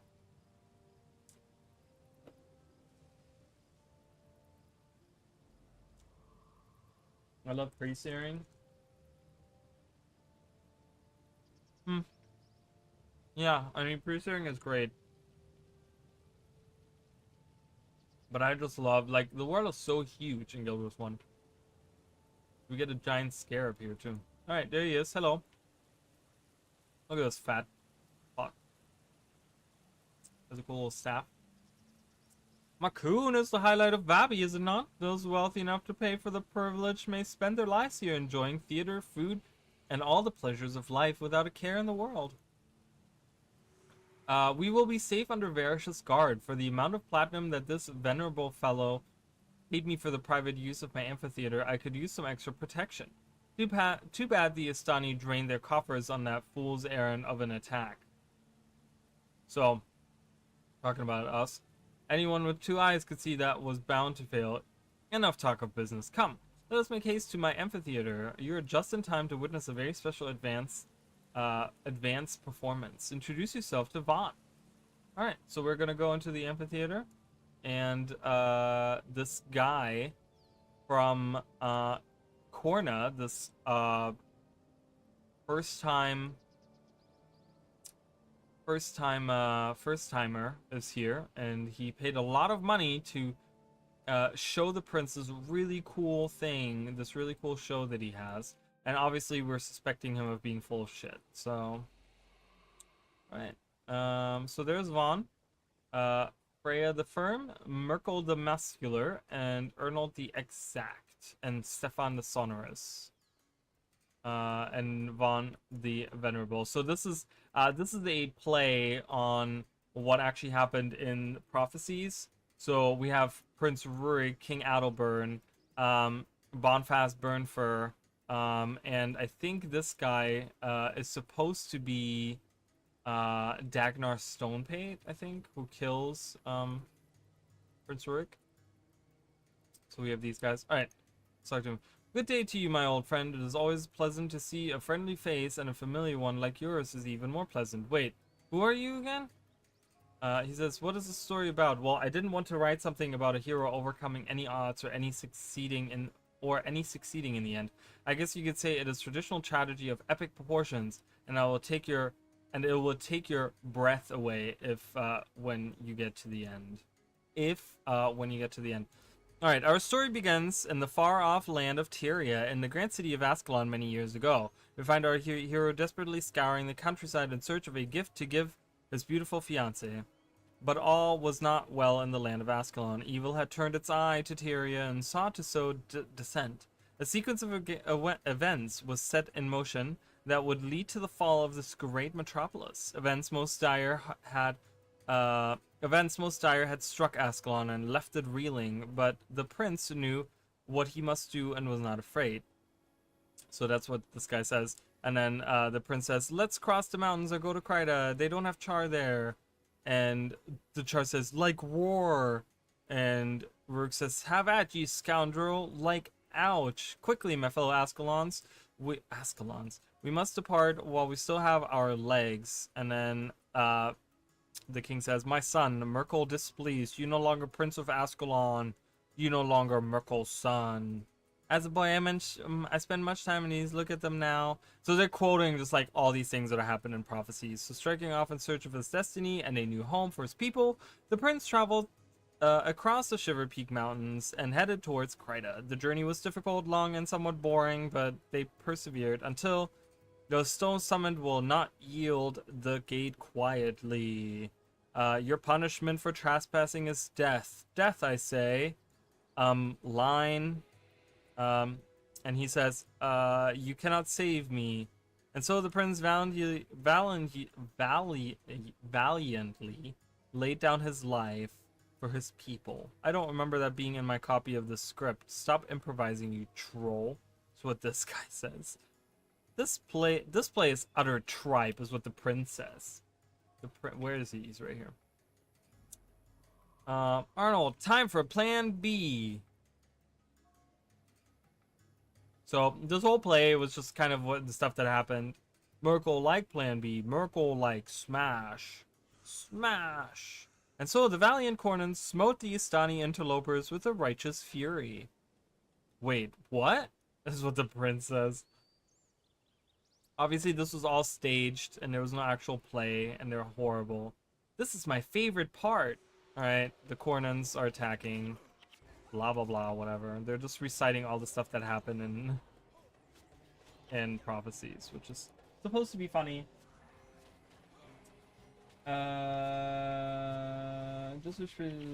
Is ore normal in Guild Wars 1? I was messing around in Siren's Landing today and thought it would be cool.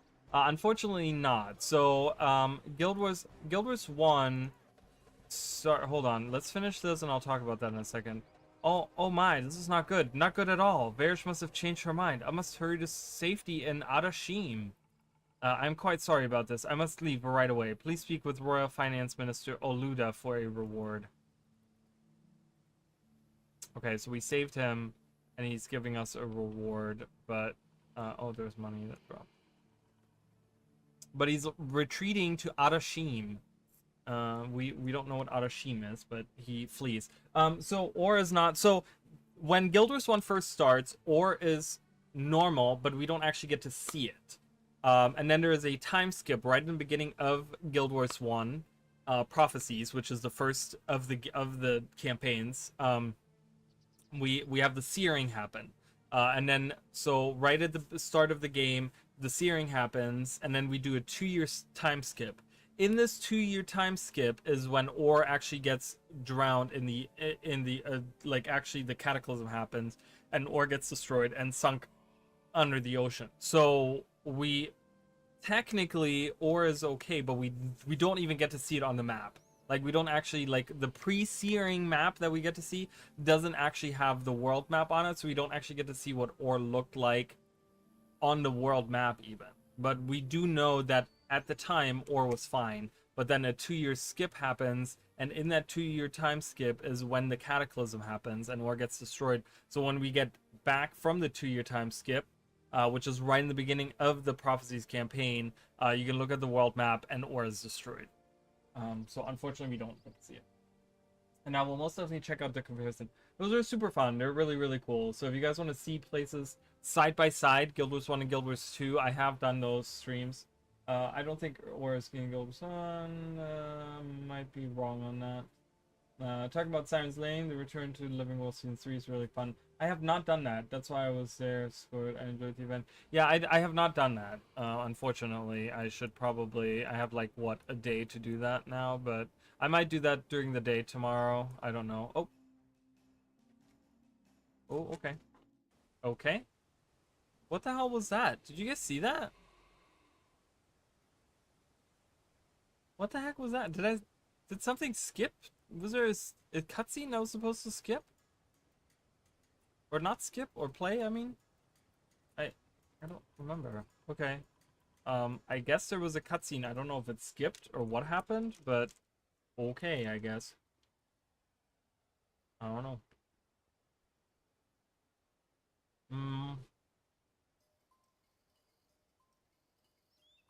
There he is, Aluda. There was a ton of people everywhere. Oh, I'm sure. Those return to bring in a ton of people all the time. How embarrassing. The esteemed Prince Baka sends his apologies. He has since made haste to safer grounds, but left this with him to give to you. Alright, cool. So, when an obscure corner playwright books a private performance at the posh Boca Amphitheater for the premiere of a questionable work, you know something is amiss. I didn't want to complain, because he paid us a heaping sum, and with Varish sending her protection forces in, we didn't think anything of it. I would warn Kahani at the mirror of Liss immediately. Her party is defenseless. Okay, so we have to defend. See, this is one of the reasons why I went, why I got this outpost, because we have to defend. So we have to defend Kahani, because Varish is now moving in full force. There's Listen priests here, and there's Morganites attacking. So we have to defend. Help us! They came out of nowhere, so they're attacking. And so the overseer Juntak says, "In Abaddon's name, this realm will fall." Kahani says, "I don't think so, demon. Our faith is stronger than your blade." And the overseer says, "Such faith will end with your life." But they have us, and we're gonna kill you. How does that sound? I'm gonna go for the healer.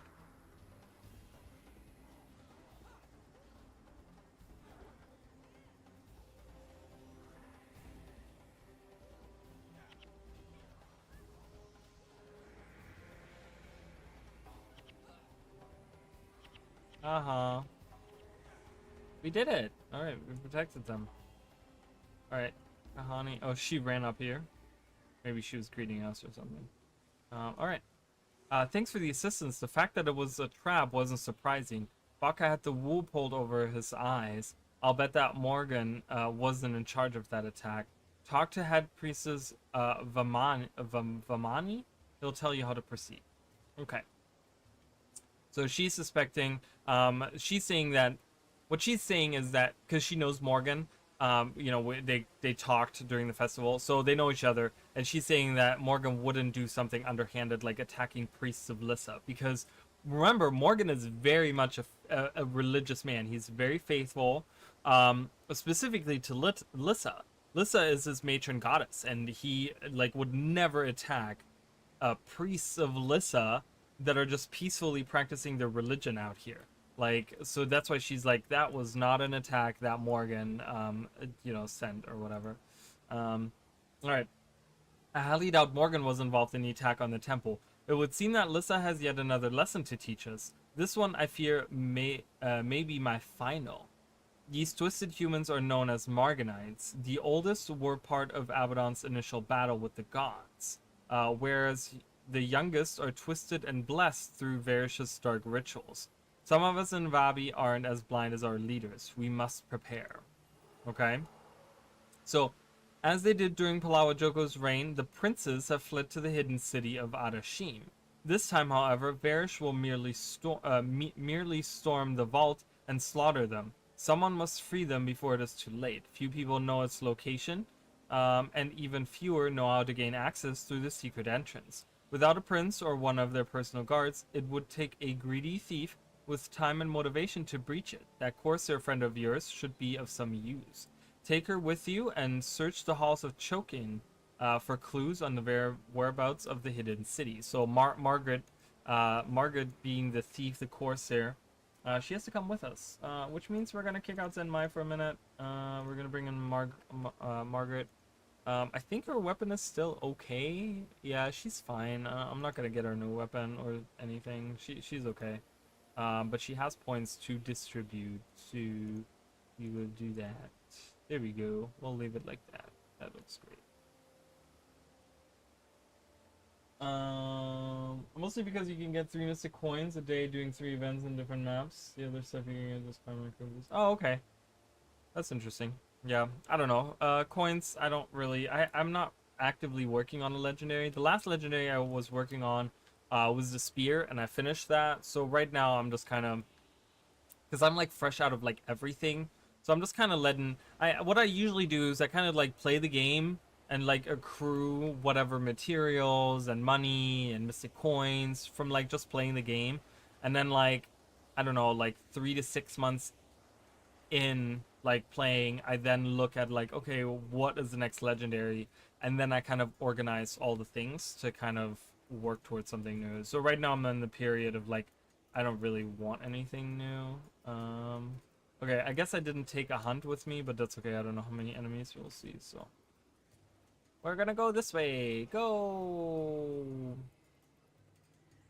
All right, so we're going to the next. The Halls of Chokin is another area that is not accessible because remember, um, the Garden of Severine is where it cuts off as well. So this is where Guild Wars 2 ends. So this entire explorable area is not shown in Guild Wars 2 either. But we will show that, and that is another location of another palace of another prince. So this is Prince Metu the Wise. Has his palace up here. So we're gonna go to another place, but I don't think he's there. Or we don't know. We don't know what the princes are doing. We were told that they're hiding in the secret city of Arashim.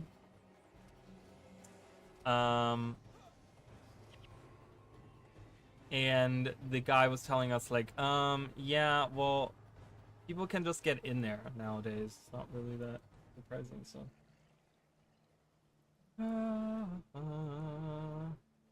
Yeah, and like I said, I'm gonna be trying to work on figuring out this whole video situation. I said this earlier. I'm gonna try to get some videos done for you guys. But it's just kind of like, such a pain learning a whole new system, whole new program and stuff. But yeah, we'll see. The next video series will be the regional lore series, and that will be not a that will not be like coming in chunks. That'll be one release, not one release, but like it'll release over a period of 9 days, because I don't want to release even one of the videos unless all of the videos are done. So once all of those videos are done, that's when I'll release all of them. One of my guild members just did something. Oh, someone won the scavenger hunt. Yeah, so my guild does like, they do like daily, like not even day. I don't know if it's daily or not, but they do like events and stuff. They do quizzes and scavenger hunts and like, all kinds of like trivia and like all kinds of stuff like that. So, Mihanu Township. So Mihanu Township is actually available in Guild Wars, in Guild Wars 2. You can actually find this building right here. I think you can even find these other buildings as well, but yeah, you can definitely find this building in Guild Wars 2. Obviously, there's like brand. I think there's like, it's like branded or something. There's a lot of brand going on. So that is this that's the most northern part of the Vabi area in Guild Wars 2. So we can read about the Mihanu Township. Prince Metu rules this farming community that serves as a gateway to the holdings of Chokin. Metu has arranged for every child in the village to be taught to read and write, so that someday they may join his core of collectors and researchers who roam the world, adding volumes to his ever-expanding library. So he gets all these people to, you know, he's the one. He has a huge library in his palace. We're gonna actually see the library. And that's kind of where we're looking for clues, how to get into the hidden city of Arashim. Because if there's any place that would have info on it, it is definitely Prince Metu's library. So that's why we're journeying there.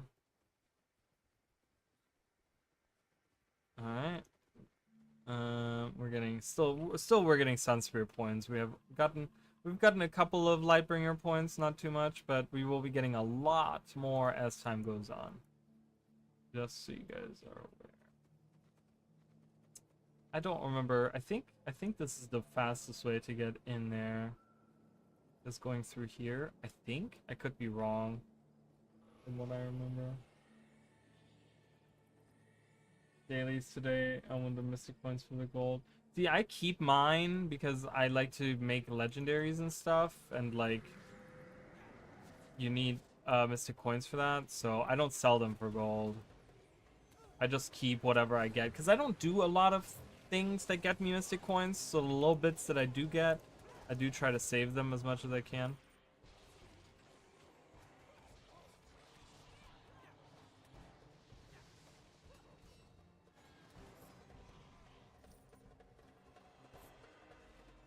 But yeah, it's gonna be interesting. Janthea Wilds is coming out soon, guys.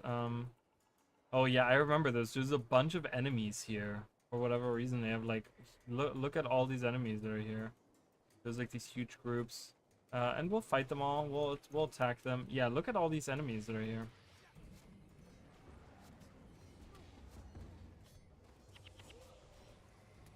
But our group is pretty good. We actually have a pretty solid group.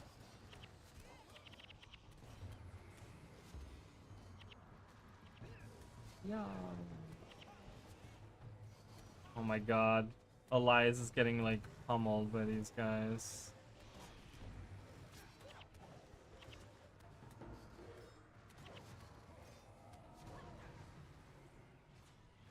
Wow, see, we got 2 groups and we did pretty good. We didn't have anyone. Well, my pet was gonna probably die, maybe. I still gotta get a elite skill. I don't have anything on there yet. That's okay. Yay! Good job, everyone. Look at this. This is great. We might not have the most damage, but hey, as long as we can survive, that's all that matters. Just the quest for Wizard's Vault. Oh, yeah, that's true. I mean, you get a lot there now, too. That's very true. Wee, hello, hello, hello, hello. Let's fight all of these. I want to get as many. Okay, this might be a little dangerous.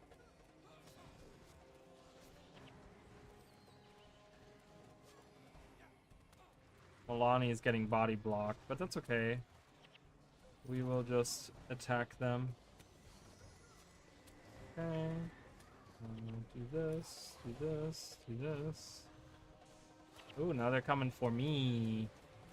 Oh, did Milani just die? I think she did. My pet just died.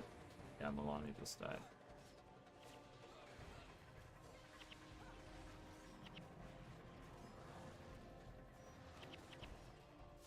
What? My spell was interrupted. I cannot believe that. Or my skill. It wasn't even a spell. I was trying to resurrect my pet. Alright, I need all the money in the world. I used so much money earlier today. Okay, yeah, I need to get as much money as possible. I need to collect everything. But I want to fight all these guys. Get some more points in here. Maybe we'll become a Castellan. Get some money, get some extra skill points as well. I need those. I want to get all of the skills that I can.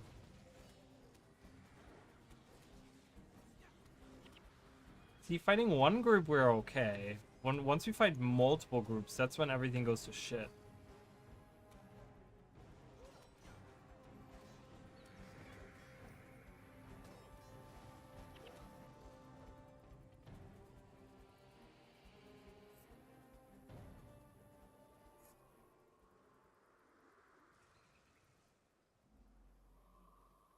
Alright.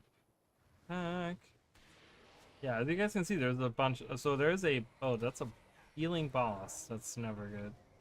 Shield of Regeneration. That's also a really strong skill. We gotta get rid of that guy yesterday. Perfect.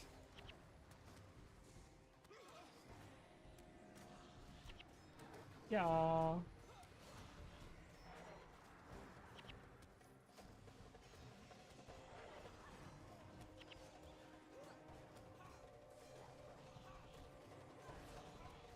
What's the first thing I'm gonna do? Okay, wait a minute. Well, I'll just use okay, we already have that. What's the first thing you will do when Janthea releases? So, well, I've talked about this. I will be streaming. So the first thing I'm gonna do is, just so you guys know the streaming schedule, the way that works. I'm gonna be live that Tuesday, right when the expansion releases. I might even be like going live before then. Usually they do it right at noon. So I might be going live right at noon or whatever. We're gonna jump into the expansion. I'm gonna be doing the story in the first map. We're gonna be doing map completion in the first map. Uh, and depending on how long that takes us, we're gonna do some other events, achievements, look around, do whatever, maybe work on the homestead a little bit. And then on the second day, which is gonna be that Wednesday, I'm also gonna be streaming, and that's when we're gonna finish the story of the second map. We're gonna do map completion of the second map, and then do the maybe do the meta event or something and achievements, whatever other thing we're gonna do. So that's gonna be the first things. After that, I'm not quite sure what I'm gonna be working on. After that, I'm not quite exactly sure. What can I can't go up there. Like, it looks like I can on the map, but I can't. After that, I'm not sure. I'm gonna just be playing around. Probably working on some videos for it, just kind of like talking about the lore. I'm gonna be doing some lore videos, I'm sure, on it, just kind of seeing like what we found out or mysteries of something or whatever, right? Like, what are the revelating things? Maybe theorize a little bit on where we're going next, because we are getting another map, just so you guys know. We are getting a third map, and no one has really talked about the third map. So it's going to be interesting to see what the third map is. Is it going to be another Janthier Island-like map? Is it going to be like Secrets of the Obscure where it's in the mist or something? Like, it's going to be something like that, where I'm going to talk about a little bit about this new map. Maybe, maybe see, just look at the evidence and maybe come up with some theories on like what we're gonna see, I think I went the long way around. I think there probably was like a faster way going through these tunnels or whatever, but I don't know. Oops. Hello. Kill these guys. I do not want them to follow me and then get squished between two different groups. That is never fun.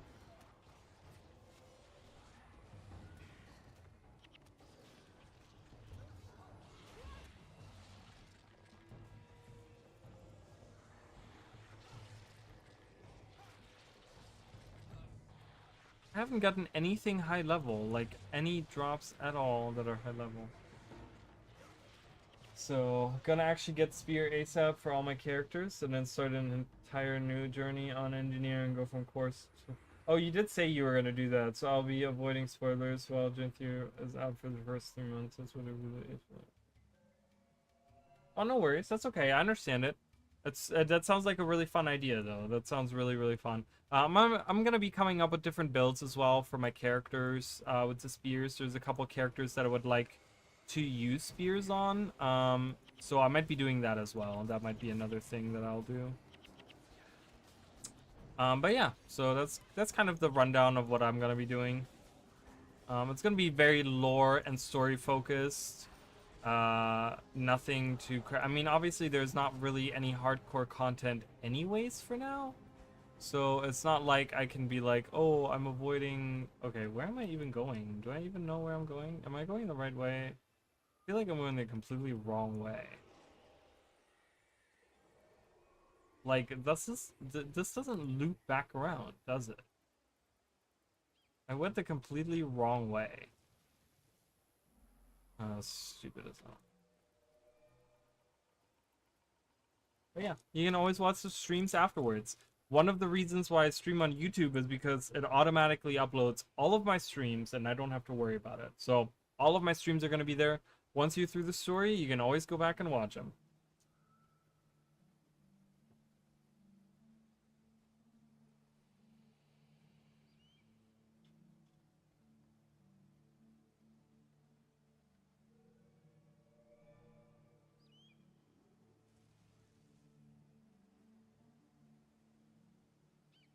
Sorry, guys.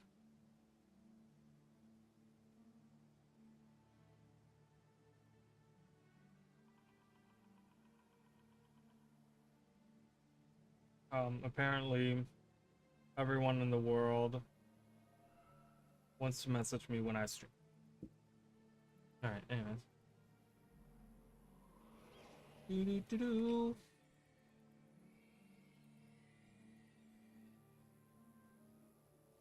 Yeah, I gotta walk all the way back. Alright, whatever. I guess we were just farming some points.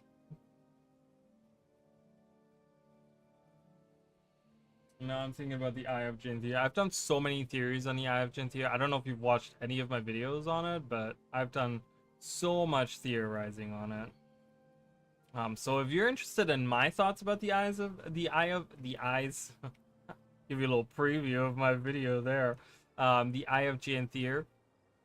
Yeah, go check out my video. One of the recent ones.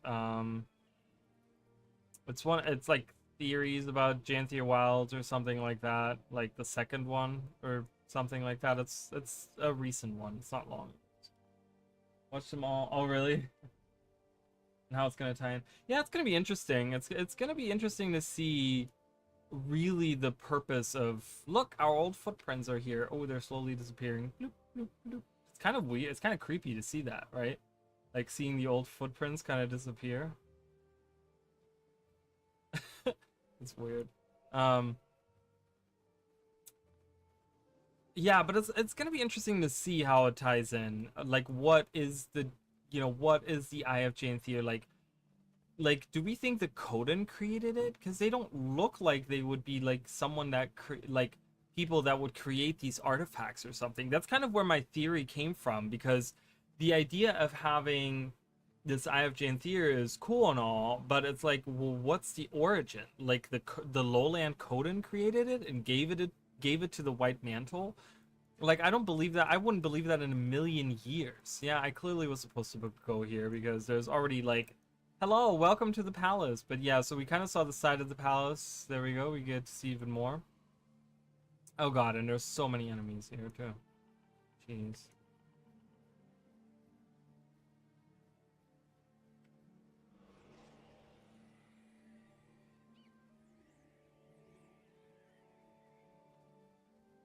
Oh boy.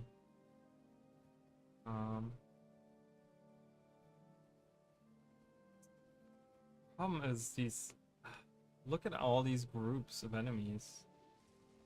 Kind of afraid to avoid them because I don't want them to like scissor attack me and like just kind of like, or pincer attack, not scissor, pincer attack me, like surround me, because that's just a bad time. Fight my way through.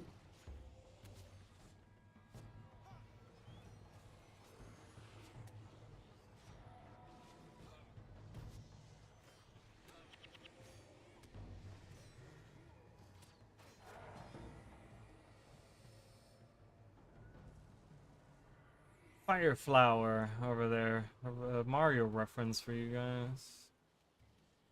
I think we should be okay to just run through here now. A lesbian's weakness. Can't wait to get more Mersad and White Mantle stuff. I'm just gonna nah, the engine is definitely Mersad related. I have this weird feeling, and I'm just gonna say don't hold your breath on too much White Mantle and Mersad stuff. Do you see anything about Arashim? We have to keep looking, is what Margaret says. Yeah, I mean, I'm not even inside of the building, Margaret. Of course I don't see anything. We're not even in the library yet. It's like, alright. So we're in another palace here, guys. We're just wandering in. Like, hello! So that building right there, that is the library. It's its own little building. We were walking on the far side over there is where we were earlier. Duality of Lissa is a quest item. Very interesting. Well, I'm guessing I need to pick that up. I don't know. We'll have to see.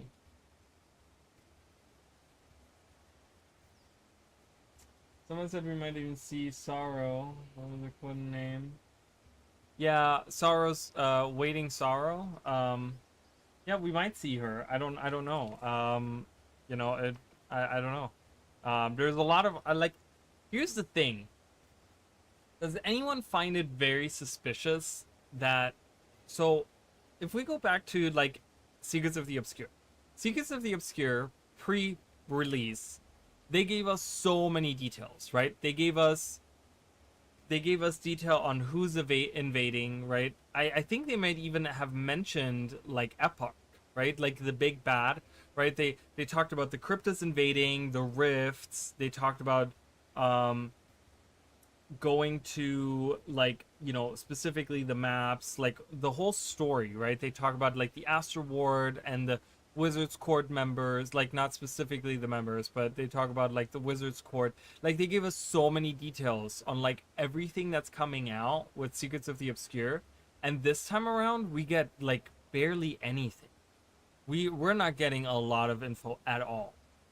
Like we don't know, like we know Titans are appearing, but like, before they told us like cryptas, and cryptas are invading, and they told us about like what the cryptas are. Like, there was a lot of like hints towards that, right? We even had like, we could kind of infer the whole idea of fighting Canaxi, right? There was like Silent Surf released, which was kind of a little bit of a tie-in into the cryptas, right? Like, oh, Canaxi is one of the cryptas, and blah blah blah blah blah. We had all this stuff, but we have like nothing for Janthia Wilds. Like lore and story wise, we don't have like anything. We have nothing concrete. Like, who are we fighting? Why are we fighting them? Why are we going there? Like, what's the end game, right? What's the goal? Like, we know about the Tyrian Alliance, and we know something about Titans, but we don't know to what extent anything is happening.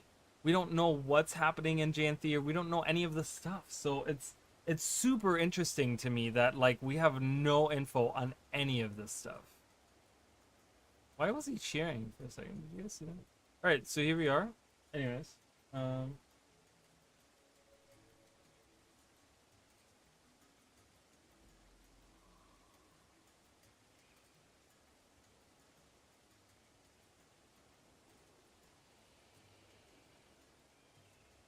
well, my thing is, while I do love the mystery of it, I will say, right? Like, I love the mystery of it, but my thing is like, I just don't want the lore and the story to fall flat. Like, my worry is that they haven't shown us anything.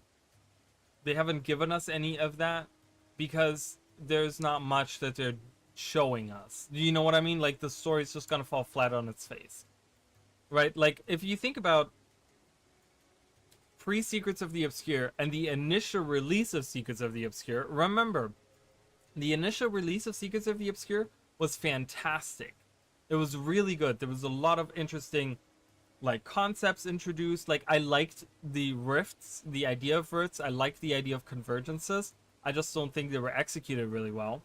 The story was really good. They picked up a lot of different things here and there. They talked about the Wizard's Tower, which was something, they like all these different things in the lore that they talked about, right? Like, we got all like info on the elder races. They had all these Wizards Court members being elder race members and stuff. We got all this like different lore on like Ture Asa and like the dwarves and like the Jotun and like all of these things, right? Like Iskar and all these mysteries kind of, we got all this info, right? So the pre-release, they gave us a lot of info because the initial release was so heavy on so much lore and story.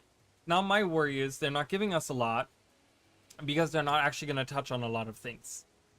Like, it's going to be like, my worry is, and I'm just I'm just trying to stay realistic, right? But like, my worry is that the story is going to be like really short and really to the point, and because they're not doing a big spectacle and they don't want a big, oh, it's a world ending, whatever, right? They've talked many times now how they learned their lesson about this and they don't want to do that, right? My worry is that the story is going to be really short and maybe even uninteresting and like not super involved, and it's just going to be like, oh yeah, you're just coming to Janthia Wilds to clean up some Titans, and that's the story. Like, I wouldn't want that to be only the story, right? Like, having no larger like lore threads in there and whatever, it's like, I really want something deep and they're not giving us a lot of info. So I'm a little worried about that. I mean, maybe it's unfounded. Maybe there's no like my reasoning behind it's kind of like not, whatever. Like maybe I'm completely off on it, but there is that part of me that kind of, I want the story to be like really really cool and really like detailed and have a lot of lore and tie a lot of things together and talk about the Mersat and the White Mantle and Sol D'Alessio, and the Lowland Coden and Janthier and like all these things, how they all kind of work together, like Titans and the Golden Lake, and there's all these different really cool aspects of the lore, like Legavo and how Livia fits into it, and Anise, and like all these characters that are coming back. Like I really want that to be like a really cool story that they tell, but they're not giving us a lot of info, which kind of worries me a little bit, I hope not. They just said they want to put a lot of stars and so on. I agree.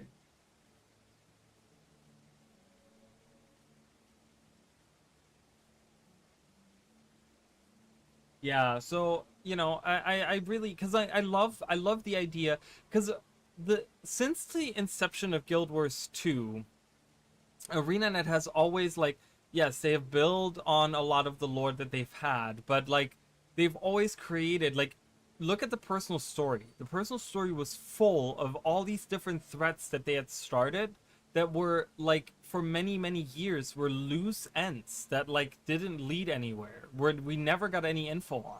And then eventually they realized we need to kind of like finish some of these stories that we started to tell, and they started doing that a lot. Like, one of the things was the orb, for example. During the personal story, we get this orb from the crate that um blocks out the Zaitian corruption, right? And it's like this big thing where it's like, oh my god, this is like fantastic. Can we like replicate it? What's going, blah blah blah blah blah, right? And we didn't get the resolution to that until End of Dragons, because they realized, they're like, we have all these loose ends, all these things that are happening that are like, we need to like do something with this. You know what I mean? Like, we need to like, something needs to happen or whatever, right? So they've been, and then going into Secrets of the Obscure, right? It wasn't tied to the dragon story. That was one of the big things that I talked about many times. Is like, we're not tied to the dragon story anymore, which means that we don't have to talk about the dragons anymore, and we're not on rails of this dragon story.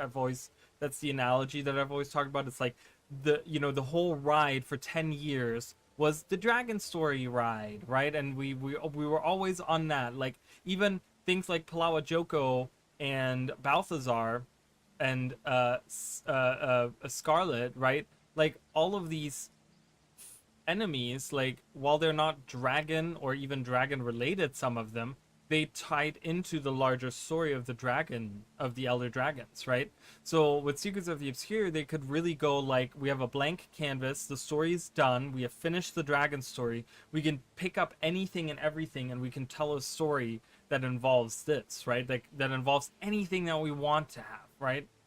So they had this freedom of like going out and doing all these things, and they did fantastic. The initial release of Secrets of the Obscure was really really good, because they gave us all these different things. There was so much in the lore, so many different things where they're like tying up loose ends, kind of like explaining some things, picking up things here and there, and just kind of like, okay, we're taking this and we're doing something with this, we're taking this and we're doing something with this, we're taking this and doing something with it, right? And I want Janthier Walls to continue that. While the post releases for Secrets of the Obscure were not good, even lore wise, they were not good. Like, story wise, they were crappy. Lore wise, they were crappy. I really hope that Janthier Wilds is kind of like the initial release of Secrets of the Obscure, where they take a lot of little things from the lore here and there, and they explain more and make it in depth, and tie them all together, right? Like tie them together. Um, entire guild was too low. Community wants the story to be good. We just really want a good, nicely written story with emotional beats. Because, well, we don't have that much in Guild Wars 2. They couldn't do Elder Dragons forever and was exhausted, so now they move on to these plain slate stories. Good story, it's frustrating.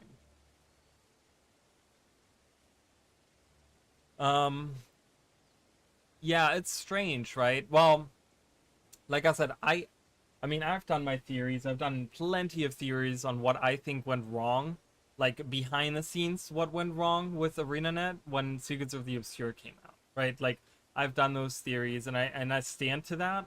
Until they come out and say this is what went wrong with Secrets of the Obscure, which they will never do because ArenaNet doesn't do transparency. So they will never tell us exactly what went wrong with it. They just keep saying, "Well, we learned our lessons." But what those lessons are and exactly what went wrong is not something they ever tell us. So, um, my theory is, I'm still holding on to that theory about how what went wrong with it. I just hope that truly, when ArenaNet says we have learned from Secrets of the Obscure, that they really understand what went wrong in the big picture and like can figure it out and can do, I don't know, can like just give us a really good story, can give us something that really, really feels good. On a smaller scale, stop introducing 75 characters. Like, one big part that was very, very just dumb by ArenaNet was like, oh, okay, well, we're replacing Dragon's Watch with um, the Wizard's Court, but we now have to create character arcs for all of these new characters that we introduce on a small scale expansion. That's why I'm so happy people like Anise are coming back, and I'm hoping we're gonna get Livia back in the story. Interesting characters that already have an established arc, that are already established in the world of Guild Wars. We have plenty of characters. Take characters that are already in the world of Guild Wars that have a story to them instead of introducing new characters is fine, but don't introduce us to a whole nother Dragon's Watch, like 7-8 characters that now you need to build character arcs for, that you have to build personalities for, you have to build history for, you have to build like a path, like what they're doing during the expansion and stuff. I think that was one of the big parts that kind of destroyed the post, because it's like, not even the post, but like I feel like one of the parts of the initial was like the focus of like you have to focus on these other characters, and it's like, oh my god, just use the characters you already have. You know what I mean? It's like I'm just kind of tired of them introducing a plethora of new characters. You don't have to replace all of the people that you've had in the group already. Like, yes, we can retire Bram, maybe get, I know Ridlock is a big favorite. A lot of people love Ridlock, but we've seen Ridlock for so many years. I mean, he's been part of the story for like 10 years, over 10 years, It's like, we don't need to see him, but there's other characters that have been side characters that maybe could play an important role, like Anise, or like Livia or something, right? Like Livia was kind of a side character in Secrets of the Obscure, but she could have been a main character, because she has like ties to us and ties to the story of Guild Wars and Guild Wars 1, and it would have been really cool to have her as like a main part of the group, along with us. But she kind of just like popped up here and there, and she had some dialogue and blah whatever, I don't know. So there's a couple of things. It's the first story I was kind of meh on, but I got faith. Well, like I said, I think the initial story of Secrets of the Obscure was really, really good. Everything Nios was blah. Everything Nios was shit. Everything Nios was awful. I don't like it. I don't think there's even... here's the prince. The prince just kind of hangs out in this, like, side room, I guess. Is there not, like, a throne or something that he should be sitting on? I mean, I guess this is his library, but... that's the duality of Lissa. It's priceless, is what Margaret says. I'm not gonna pick it up. Hi, lady. Goran? Goran says that. Goran says, hi, lady. Okay. What? Oh, it's you. I'm no lady. I mean, I am, but... Oh, never mind. The name's Margaret. So Margaret and Goran are talking. You shouldn't touch that book, Lady Margaret. The library's defenses came alive once the princess fled. But the prince is here. He's sitting right there. Nonsense. We have to check the duality for clues on the hidden city. So we're gonna do that in a second, but most of the time, Raleigh. Unfortunately, the reason certain characters exist is because of the availability of the actor. He's always available. But if he's in everything, then he can't. I mean, I guess you mean like in everything Guild Wars 2?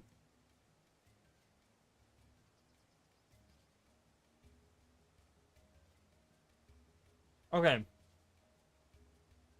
here's the thing. So, first of all, we don't know that for a fact, right? Like, while I agree with you that not all the voice actors are always available, makes total sense. I get that. But Felicia Day, during like the time of Path of Fire in season 4 and stuff, Ice Boot Saga, she's gone multiple times on record. I myself have watched her streams. This is before I started making videos. I watch her streams all the time. I have seen her streams where she has said, where people have asked her, "Are you gonna be Soja coming back? Are you gonna be in Guild Wars 2?" And she said, "I would love to go back to play Soja, but they haven't asked me to come back." She's gone on record saying this, where she's like, "Yeah, I would love to play the character, but they just haven't asked me to come back." So, is it really that she was busy? Right? Because I feel like she would have just been like, "Yeah, I wish I could. They have asked me to come back, but I've been super busy." Like they could have said something like that. So that's my first argument. Is like we don't know for sure if that's really what's going on because ArenaNet has never confirmed that certain characters. Again, there's no transparency with ArenaNet. ArenaNet would never say, "Oh, this character hasn't been in the game because we haven't been able to get the voice actor," or something like that, right? Like it's never been even implied that certain characters are only in the story because of voice actor stuff. Okay, and my second argument is they have replaced many voice actors already. Like they replaced Rocks. They replaced like who did they replace? They replaced like didn't they replace the Char voice actor, the commander voice actor for the Char? There's plenty of voice actors that they have replaced. What's his name? Canuck. They replaced Canuck, and they replaced Canuck with one of the busiest voice actors that I know, because he voice acts. What's his name? Matthew, whatever his name is. But he voice acts in so many different things, right? Like his schedule is probably packed all the time, but they got him to speak for Canuck, right? Like on many occasions, right? So it's kind of like, even if you can't get the people to come in, maybe find a voice actor that can do a similar voice to replace them, like, or something like that. I mean, like, it just, I don't know.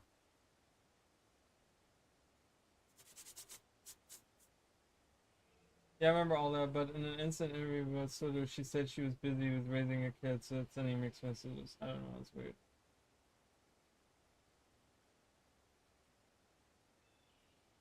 Matt Mercer. So yeah, I hear you. Now I'm confused. Well, that's what I'm saying. Like Matt Mercer is like, it's not even like, not even that is he's busy, right? He's a busy man. He has so many voice roles that he speaks, even multiple Guild Wars 2 voice roles. But he also is probably expensive because the more famous you are as a voice actor, right? The more work you've done, the more known you are, the more money you cost, right? So we can't even say that, hey, it's money because they're getting they're replacing like it's also that so it's I don't know. I don't, again, we don't know really until ArenaNet ever gives us the insight to any of this. I don't know. Sadly, even voice issues available for flat when they can't write characters on the story. They pump Zoja up to have this big arc in the expansion, and Razor fell flat at the end. Heck, the ascension of Zoja was like, you'll forget everything prior and nothing. Yeah, it was very again, the initial release of Secrets of the Obscure was really, really good because, like you said, it built up this character arc for Zoja where we approached Zoja and we're like, we're gonna be here for you. It doesn't matter if you're going through with this or not. And then post the initial release, we have like one conversation with her and then we leave her and we never see her again until the very end of the story. And it's like, what? Like, how were we there for her? We weren't really there for her. Like, we didn't, like, nothing, we didn't do anything. Like, so yeah, the initial release of Secrets of the Obscure set up a lot of really cool things.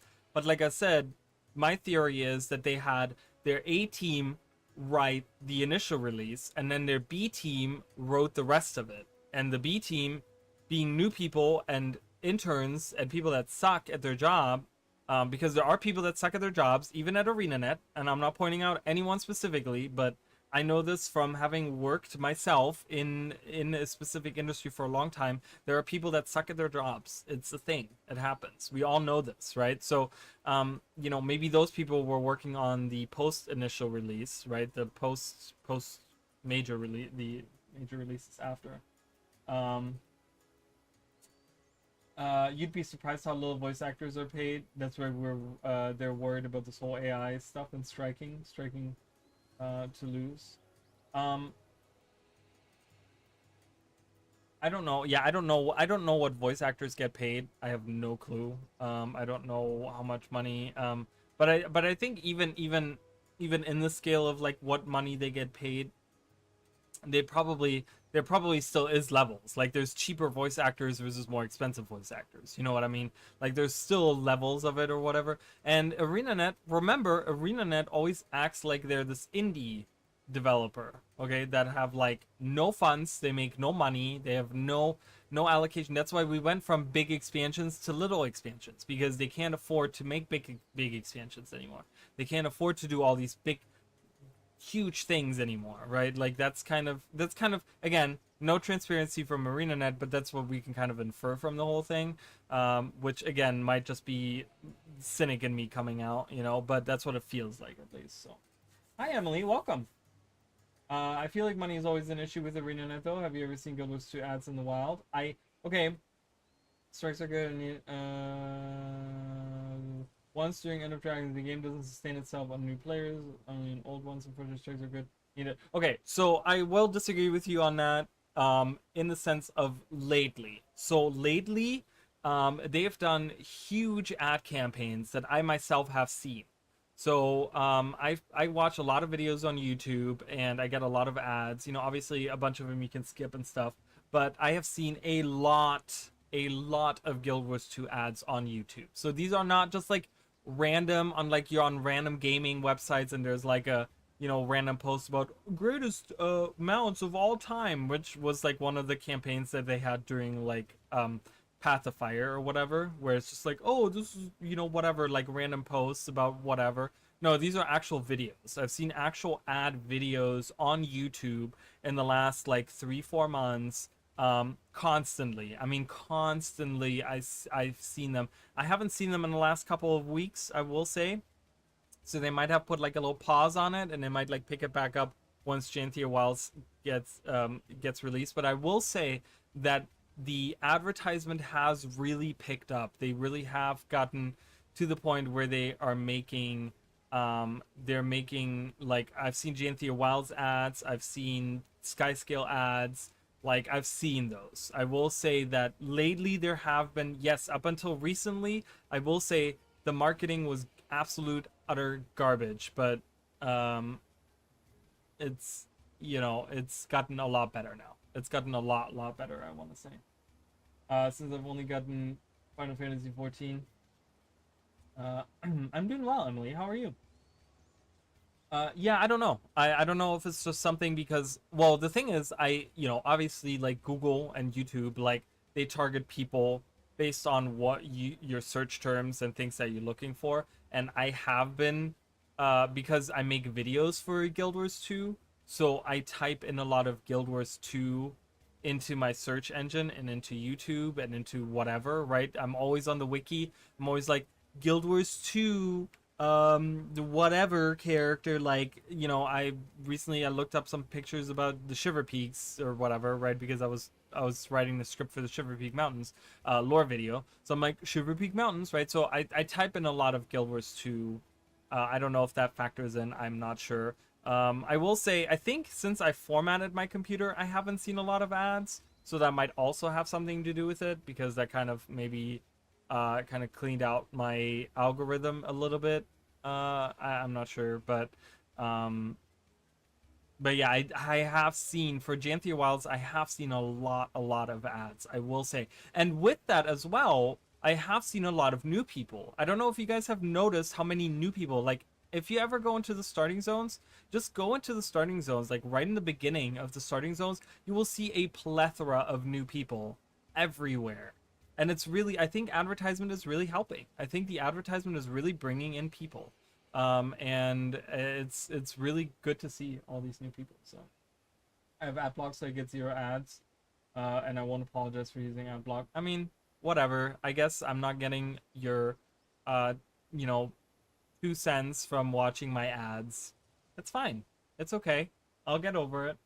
I'll just eat cardboard for the next 5 years. At least I'll lose some weight. I'm just kidding. I don't really care. I don't really have an opinion on it. I mean, I get how annoying ads are. I do have them playing all the time. You guys will see them on my videos, and you guys will see them on my streams. If you have them blocked, I make less money, but you know, it is what it is. Because I see both sides. I get it. Ads are annoying, and I totally understand. So no hard feelings to anyone that doesn't that has an ad block on. I'm not gonna sit here and be like, you guys are taking money out of my pocket. It is what it is, you know. Whatever. Anyways, enough talking about all of that. Let's continue the story. So here we are in the library. We have more. I really love this. I really love this because when you look at them, they look solid, right? They look completely solid. But then you look up, and like they become these like ephemeral things. It's really cool. I really love this design. Like, this is awesome to me. This is really, really cool to me. So I really love this a lot. We'll be successful and we will get instant content and rewards. Yeah, I hope so too. I agree. Alright, so we have the duality of Lissa. We pick that up, and what do we do with that? Oh my god, the defenses. The library defenses. We were warned about these. Ooh.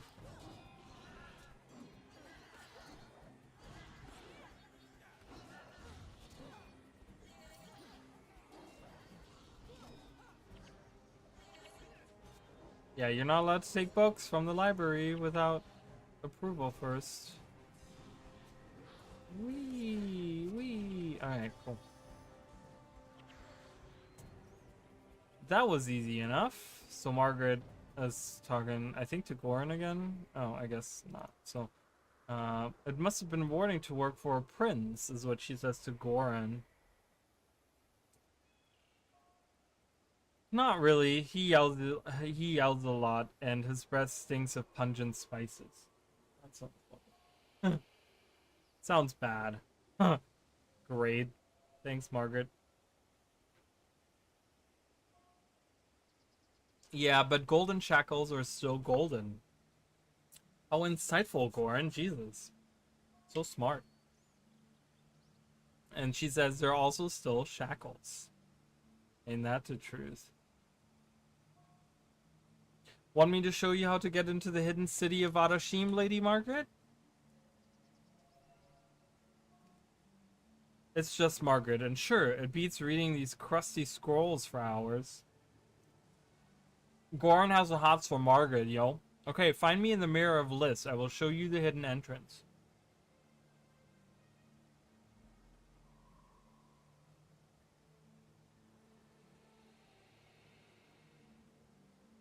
The boss says stand here and guard. I better not move or he'll get angry.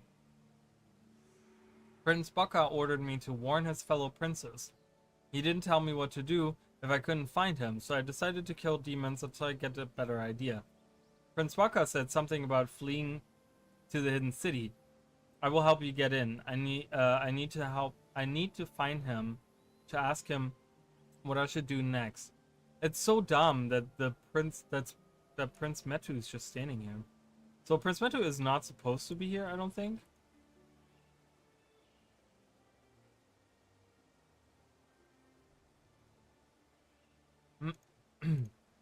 So Takora is his daughter, by the way. We learned that last time.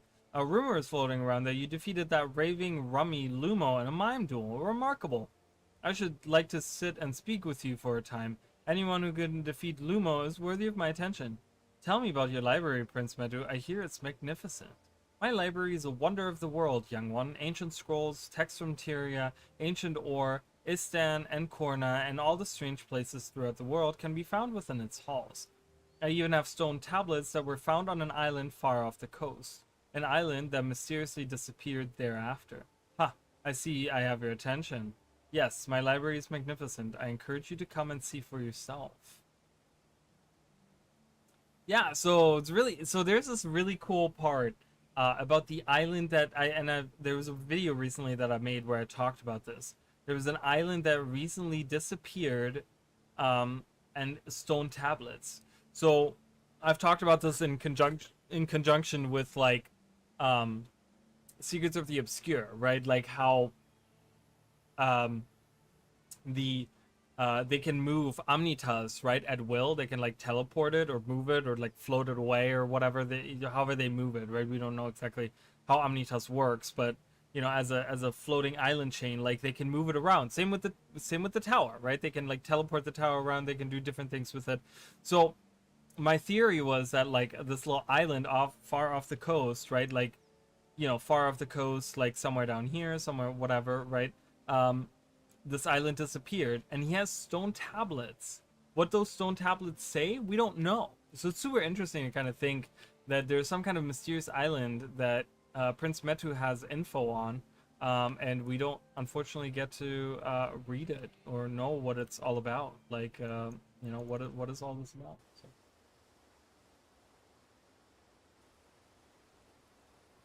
Ebony fever, yo. Who wouldn't? Got a bit of the yellow fever myself. I've never heard like it be put that way, so that's just really interesting to me. All right, so we're looking for Goran. Goran is down there. Gotta talk to the Vabian scout.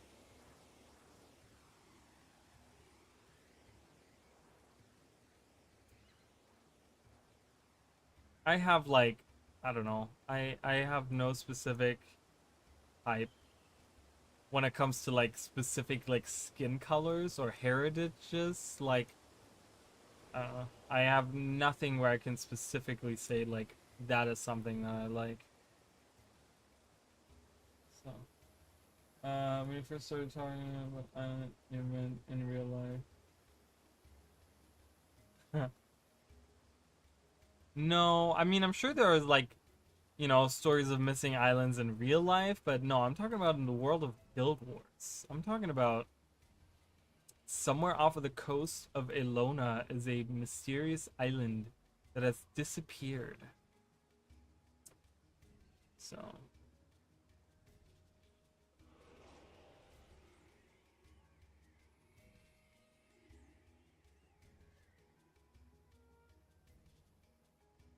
all right.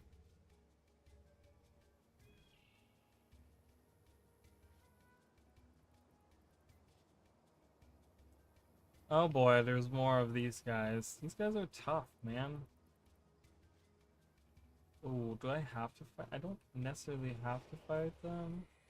Maybe I could sneak by. Oh, I cannot sneak by. Get them!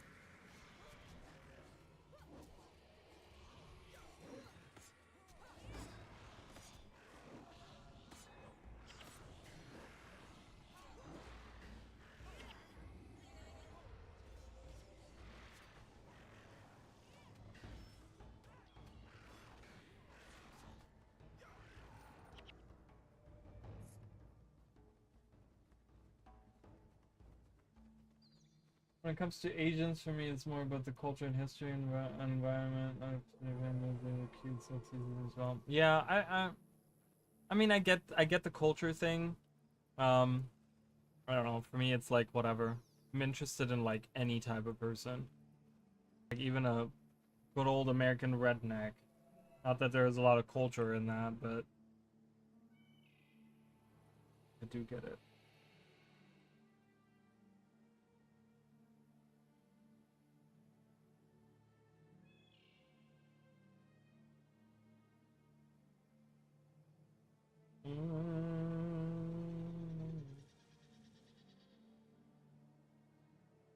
Okay.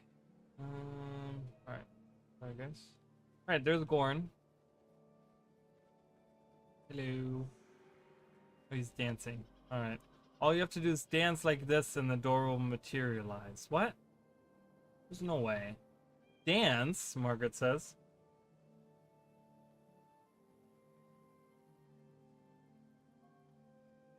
Yeah, just dance like you would in a town or when the mood strikes, you know? Slash dance. Alright, let's slash dance. I'm gonna wait to see how there's any more. I think so. Alright, we're gonna dance. Oh, and there's the Lock of Adashim, a very unique looking djinn. We have not seen a model like this. I think it's a very unique model. I don't know if there's many other that look like it, but so the lock says, "Hi, you move with the grace of a headless chicken. Nonetheless, welcome. I am the Lock of Adashim." Okay. You have called upon the Lock of Adashim. Speak properly and you may pass. Goran, come here and talk to this thing. Does the slow brutish one wish to speak most properly? If he fails, you will be destroyed. Do make sure you are prepared. Okay. So we're going into the hidden city of Adashim. Fortress of Jahai.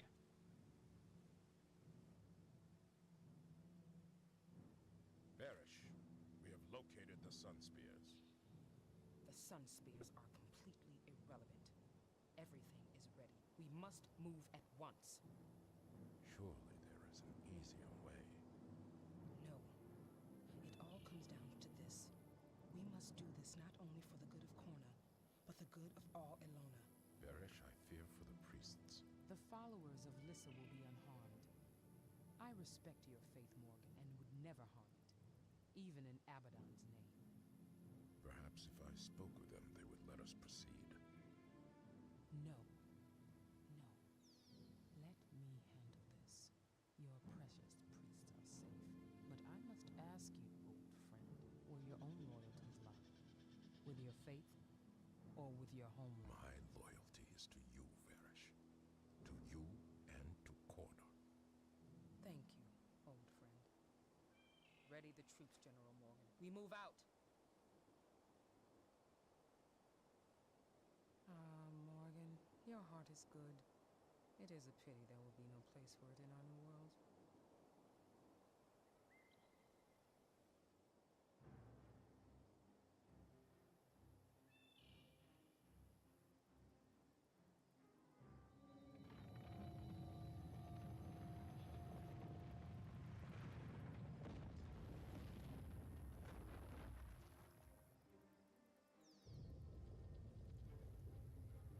The hidden city of Adashim. I've heard of it. It is filled with wealth, piles of golden coins, niches filled with riches. From here, the princes command the power of the Jinn. Intruders! What in the name of the gods? We guard the Princess of Babi. Leave now, or perish. We seek an audience with the princes. The princes will see no one. We are their allies. They have ordered us to keep all others out. We will keep them safe. They're hiding. Hiding while the rest of the world burns. I wouldn't put it past them. Only death awaits you here. Go no further. If we want the princes, we'll have to go in after them. Into a stronghold filled with traps, wards, and hostile djinn. Oh yeah, this is gonna be fun. All right. All right. So we get a lot of info here. So Varish talks to Morgan, and Morgan, I guess I was wrong. I said that Morgan was Vavian, but I guess he's Cornan because that's his homeland or whatever. So Morgan gets he talks to Varish and he says, you know, I fear for the priest, you know, his faith, he's all about Lissa and blah blah blah whatever, right? And she says, oh, no harm will come to the priests. But remember, we did have an attack on the priests already that was ordered by someone, right? And there was an overseer. It was all Morganites, right? It was an overseer with a bunch of them coming in. So the only one that could really command such force to go in is Varish, right? So she's tricking Morgan. She's trying to keep him loyal to her by saying, yeah, nothing's going to happen to them. But we know that she's not like that. Like she will kill anyone and everyone that stands in her way. So the priests are not safe. I will tell you guys that right now. They're not safe. We've already seen this. But yeah, so we go into Arashim, and the Jinn here, which again is kind of weird. Sometimes the story of Guild Wars 1 is super strange to me. So the idea is that the princes are hiding in here because from here they can control the powers of the Jinn, right? And they can control the Jinn to defend them, right? They're hiding in the very back of this cave system, and they have the Jinn to defend them right out here.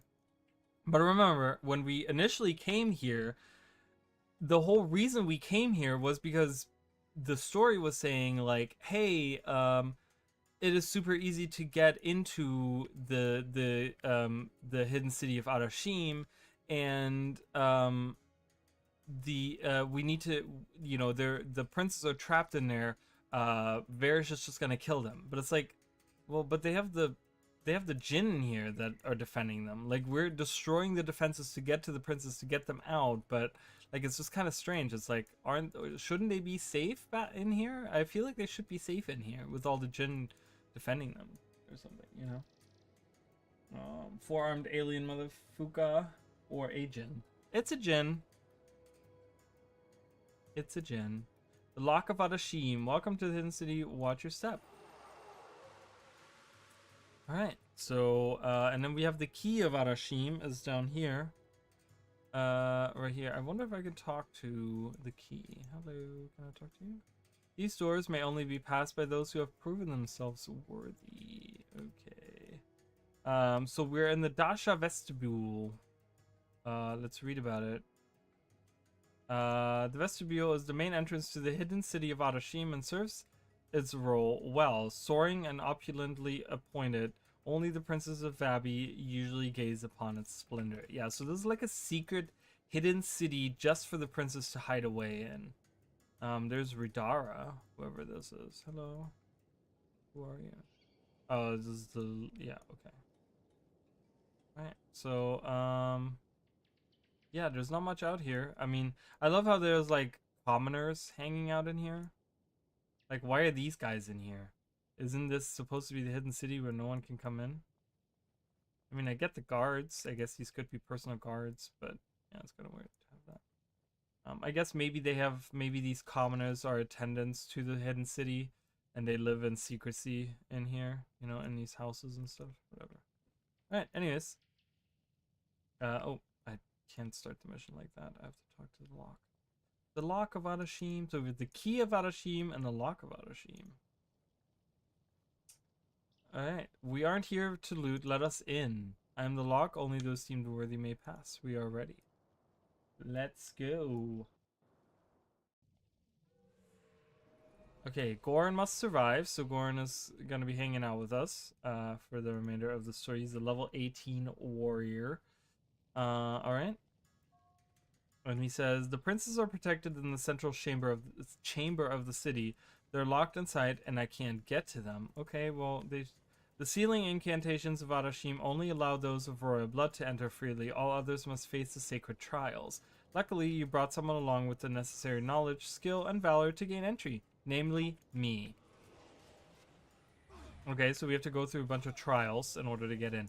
Again, why are we trying to get in? Because we're trying to protect the princes. They seem very protected. So the Diamond Jinn says, intruders, Adashim will be your crypt. The Vault's guardian spirits don't look happy to see us. This won't be easy. Yeah, Jinn are very tough enemies. They're very, very tough, especially the fire ones. The Ruby Jinn, because they will, like I said before, I've talked about this, where they can cast Searing Flame, which is the burning thing. I've talked about this. So if you get multiple of those, they can burn a whole group. And that can do just a ton of damage to the whole group. Doing so much damage. So it's going to be a little tough, but that's okay. So as you guys can see, we have the entry hall. We have the Trial of Eternity, the Trial of Wisdom, and the Trial of Divinity. So we have an Eternal Guardian of Langor. Langor? Eternal Guardian of Suffering and Eternal Guardian of Lethargy. Beat the Eternal Guardians to complete the Trial of Eternity. Okay. I have to kill the Eternal Guardians. Let's do it. So these are casting things on me. So as I kill them, I'm moving, as you guys can see, I'm moving really slow and a lot of things are not working right. As we kill them, these will go away. So these are negative effects. The Eternal Guardian, Margaret says, the Eternal Guardians. I thought these were just a myth to scare off wannabe treasure hunters. Gordon says, this is bad. The city thinks we're enemies. Margaret says, get ready. We'll take out these guardians to get through. Judges, Jinn, and Seers both have 4 arms, but Jinn are ancient and part of the world. Seers are from another planet. I mean, have they hinted at that they're from another planet? The Seers? I don't remember that being a thing. Is that a thing?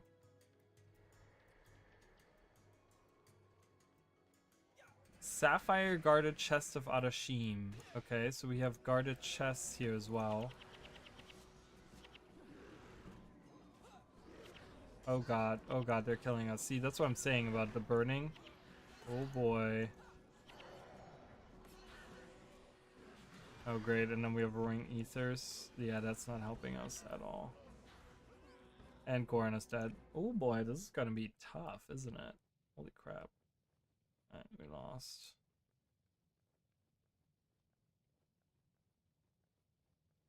Oh, I wanna look.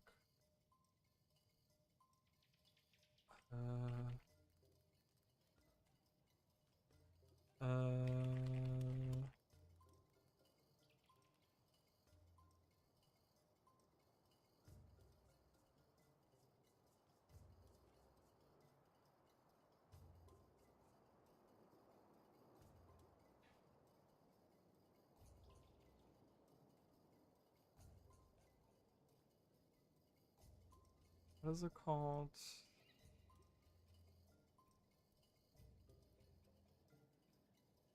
Oh, let's do something before we do this. I'm gonna get the I'm gonna get my lead skill. Let's do that first. I needed to look up like where that is.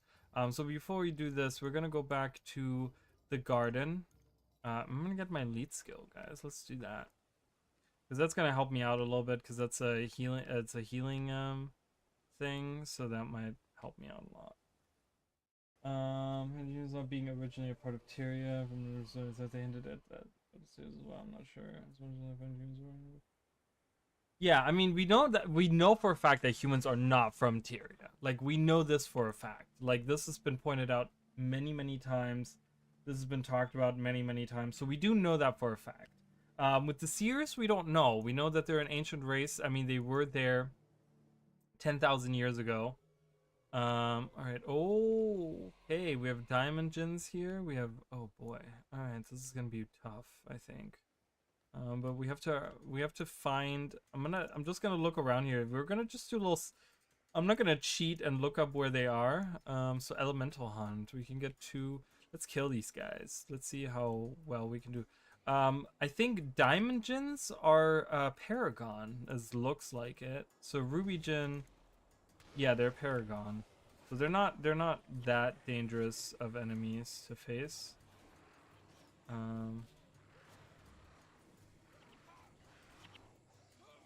Oh, my pet died already. Jesus.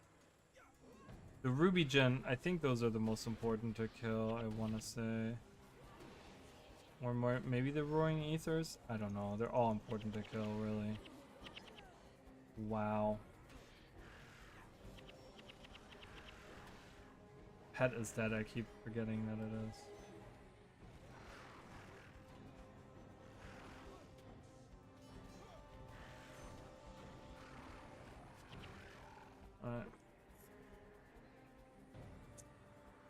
Okay, so I gotta find.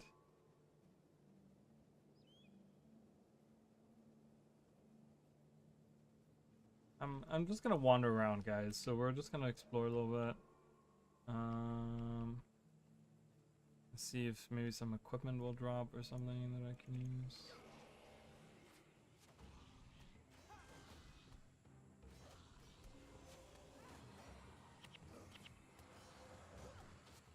But yeah, I mean, we do know that, like, you know, that's the thing with the elder races.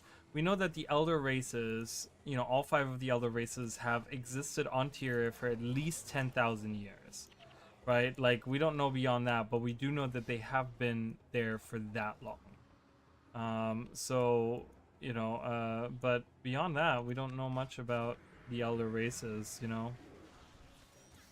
Like, origin-wise, I mean, if they came from somewhere else or what, we don't know. Oh, I found a geode. Look at that, a geode in Guild Wars 1.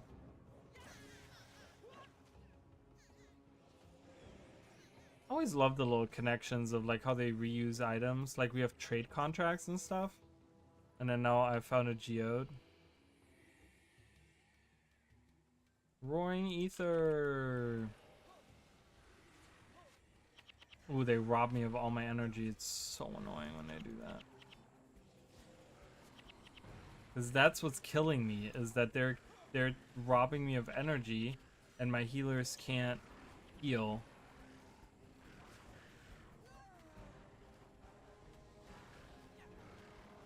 Oh my god, they keep resurrecting each other.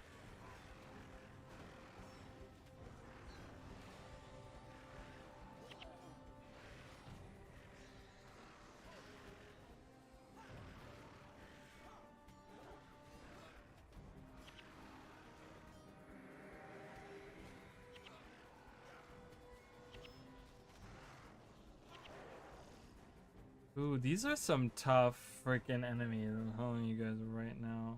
Koro, can you please? Okay, I was gonna say.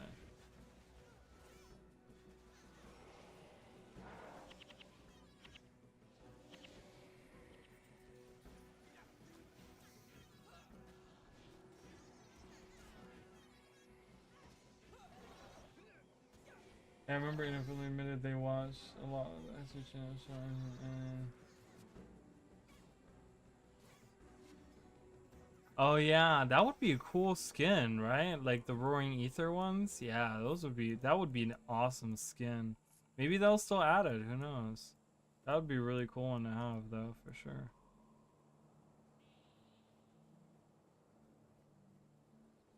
Where did these guys, did you guys see, what? They're just like appearing out of thin air? What's happening there? Did you see that? They didn't even, there was like no animation even, they just like popped out. Oh my god, look at that huge group of enemies. Holy crap.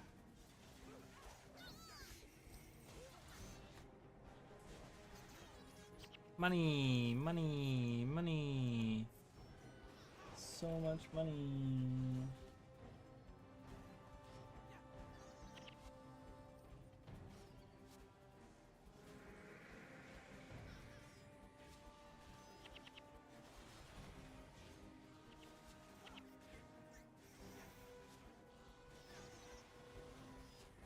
More beetles everywhere. I cannot. I would lose to that group. I'm telling you guys right now. Alright, I gotta find this person, this enemy. I don't know where they are, but we're just wandering around a little bit. Oh my god, they're really popping out of the ground. I don't even know. I don't even know what's going on with that.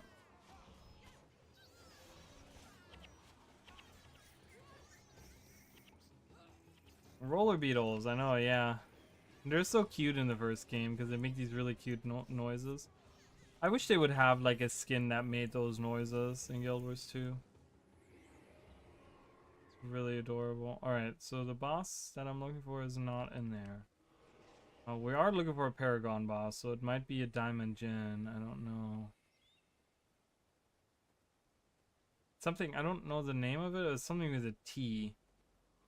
Tap Chow or something. I don't know.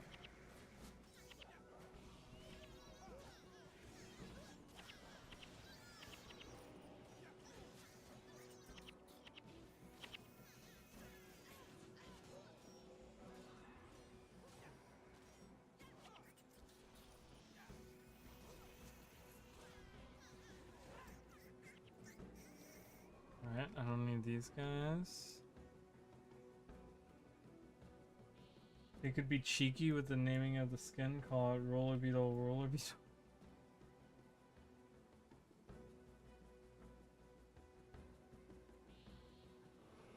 Are there enemies in here? I don't think there's enemies inside of Severine, right? Like, I see Vabian guards and stuff. I don't think they would let enemies in here, but there could be enemies on the other side.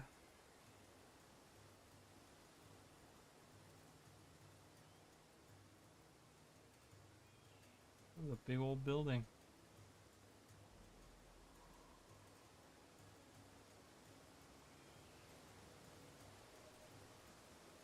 The rolliest roller-tested beetle.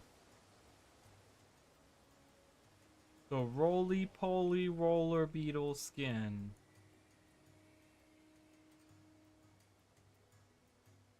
Right, let's look up this side. I guess we're gonna circle around because I don't think they have enemies inside of Severine. Oh, there's Mind Stealer. There's a boss right there. Oh boy, that's a Mesmer boss. We're not dealing with that guy at all. I'm gonna try to... I guess I'm gonna fight these Hecates. Oh, okay.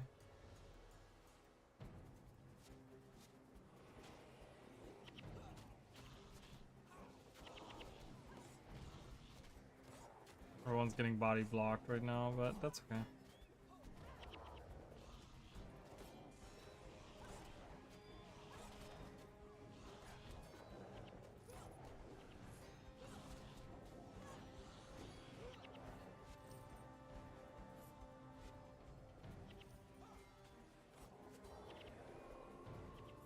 I would love to make like a little horned toad like these guys are as like a playable character. Oh, that would be really cool.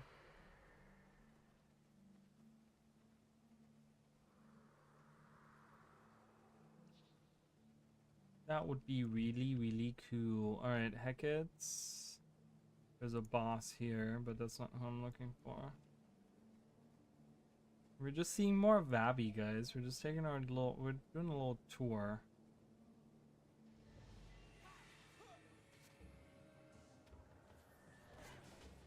So this is a necro. He has contagion as his elite skill.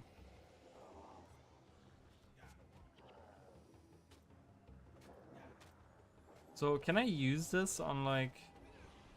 Oh, okay, I can't because it's not a... It doesn't have a ranger skill.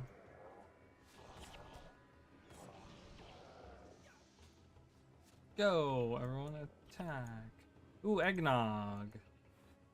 Found some eggnog. I haven't gotten a lot of Winter Stay stuff. Weird. Okay.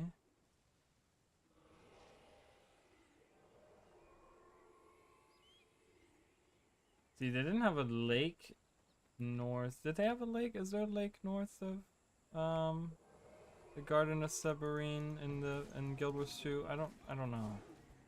I could be wrong. They might have had a garden in there. I don't know. Whee. There's nothing to fear. There's nothing to fear is really, really good.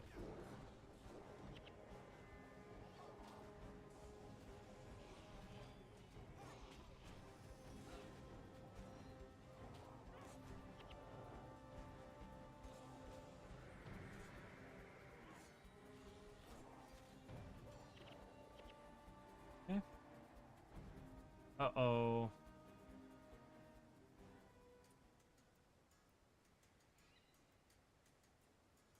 Pass through here, we have to kill them. Alright, go for the Roaring Ethers first. Since they steal our energy, we need to get rid of those guys first, 100%. Oh my god, and they're level 24 as well. They're not even like level 22 like the rest of the enemies around. Go for that Roaring Ether there. Oh my god, I forgot that they revive each other. Oh no, this is so bad. Zed died. No, Zed.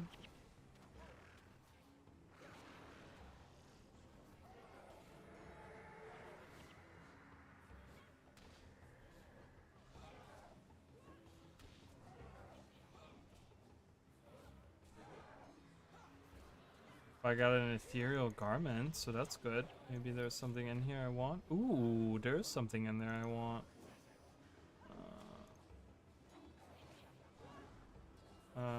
Yeah. A vitality rune? I guess I could put that on. Oh, let's look at that. Boom, look at all the health he has now. How much health does he have? 545. I have more than him. Alright.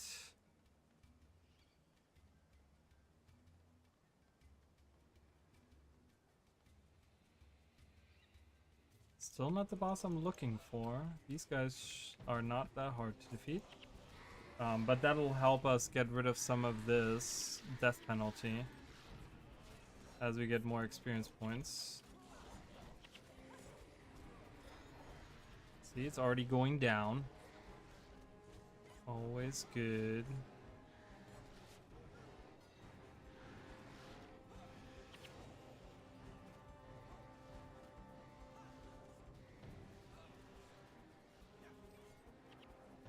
Julio. This is a small game compared to all my other games. Might reinstall goes on tracing.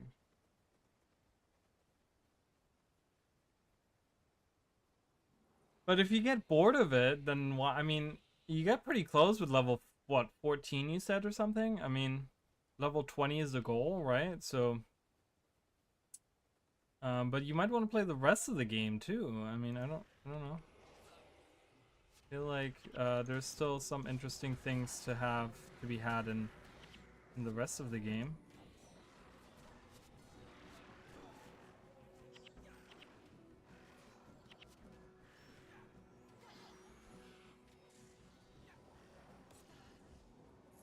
Get him!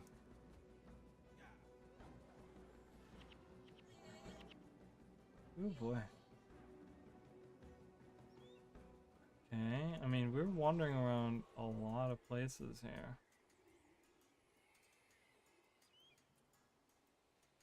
Some gin over there. I'm gonna keep looking. I'm gonna keep looking outside because, like I said, I don't think there's enemies inside of the garden.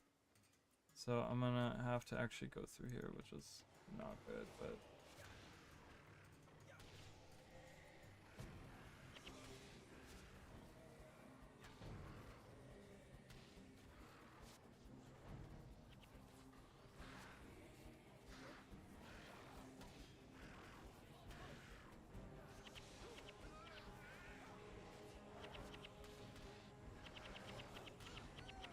Ranger, Mesmer, or Mesmer? Probably Mesmer Ranger. If you're doing pre-searing, I would probably say, because your pet is just gonna be kind of hanging out with you, but Mesmer spells are better in general, I would say, for pre-searing. My God, and then we have another group attacking us. Jesus.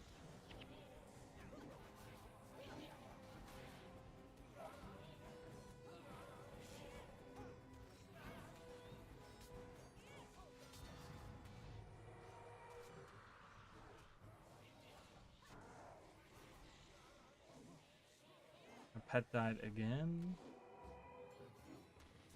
Still not level 20. Still waiting for this guy to be level 20, but never gonna happen. Oh my God, how are they surviving for this long?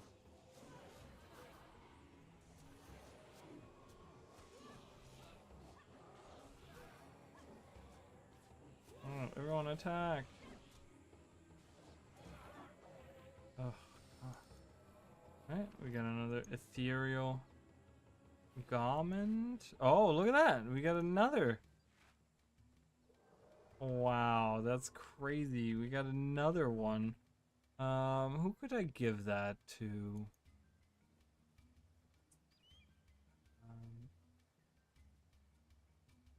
Maybe Milani?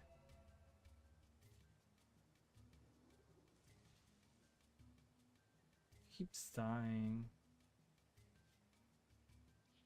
I think I'm gonna give that. No, I want these guys to have energy though. I don't want them. I think I'm gonna give her this. Like, boom, 1 health. Nice.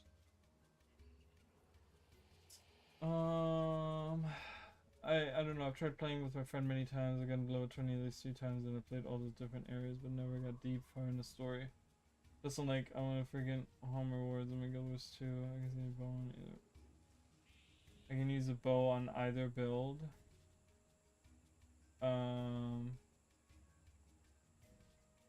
Yes, you can. The problem is that, well, yeah, you can, because you can use marksmanship. You get marksmanship on, so you could even do Mesmer Ranger, and you could use a bow. Not that I would recommend using that, but yeah, you can do that.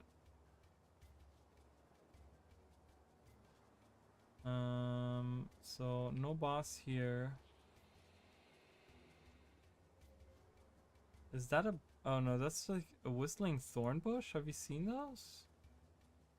That's kind of weird. That's not a boss, but that's a enemy here.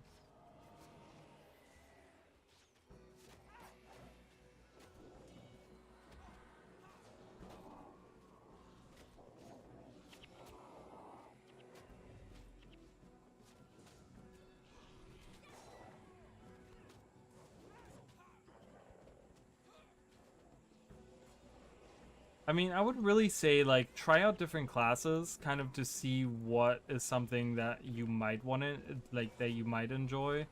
Assassin is really cool. I really, really love Assassin. So, you know, I mean, but there might be, like, other classes that are really cool.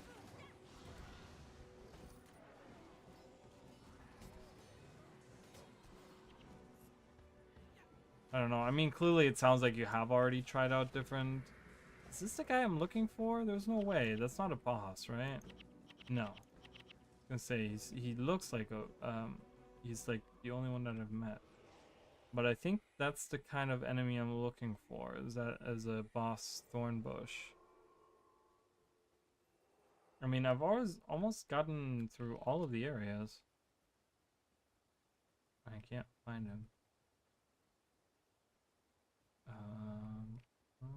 not there.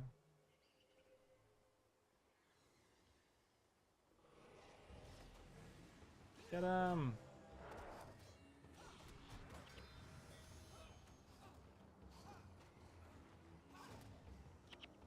Yeah, I mean, there's other bows in the game that are really good, but for pre-searing, it's probably the best bow that you can get, honestly. I don't know if there's any poison though that you can get because it's a poison bow. I don't know if there's any poison that you can get in pre-searing, like any poison spells or anything. I'm not sure. So it might be a little wasted on that because you only get a limited amount of spells that you can use. That's not the boss I'm looking for. We're running out of areas where there could be bosses. Haha, and Faithful Protector. Attack, everyone! Kill that Faithful Protector!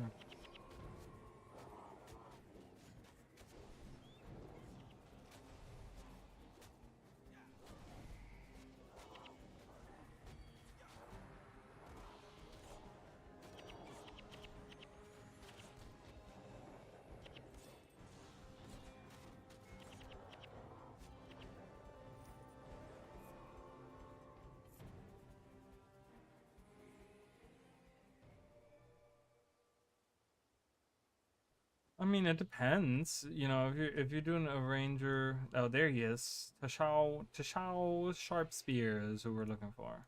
So I had to go literally. I could have just gotten to the left and gone right to where I needed it, but all the way around. That's okay. But yeah, I mean, if you want to use a bow, you can use a ranger. You can make a ranger poison. You know, if there's some kind of poison. Is there poison in pre-searing? Is there something?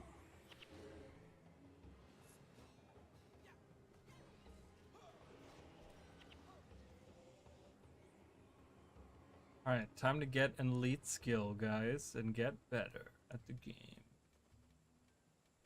Let's go for the Mirage Bogus, because screw them.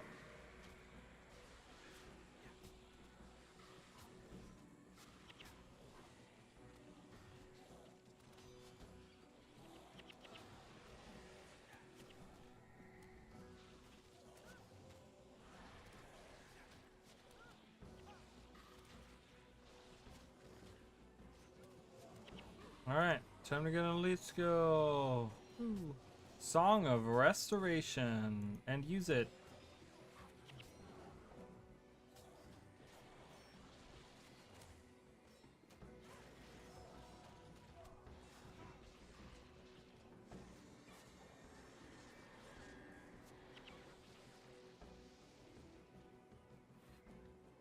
Aria of Restoration.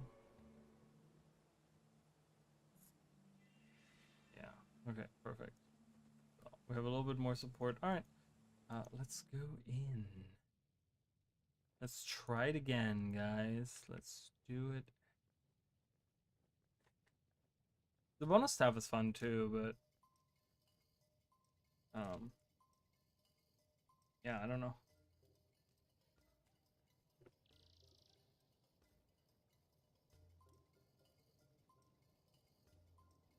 I myself actually, I'm going to show you real quick. I have been working on this guy. No, this guy. I've been working on a monk. So this is my pre-searing monk right now that I have. I have all of the new armor except for the headpiece. I don't have that yet. But yeah, this is my pre-searing monk with a pet. He has a pet warthog.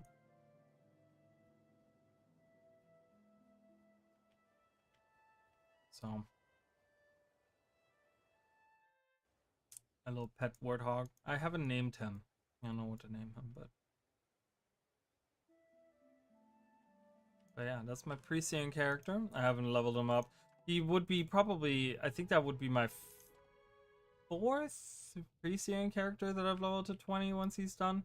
I keep deleting them and I'm making a new one because I'm like, whatever. Like I don't want to replace any of my other characters, so. Alright. Let's try it again, guys. Let's try to get into the city and not die. Alright, so, yep. Alright, Goran, let's go. Oh, that's what I was gonna do. Sorry. I was like, there was something else I wanted to do. Who has it? Does he have it?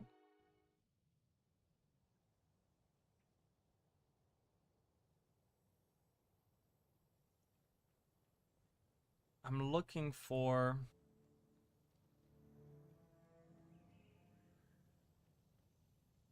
I'm looking for my summoning stone. Oh, it's in my bank.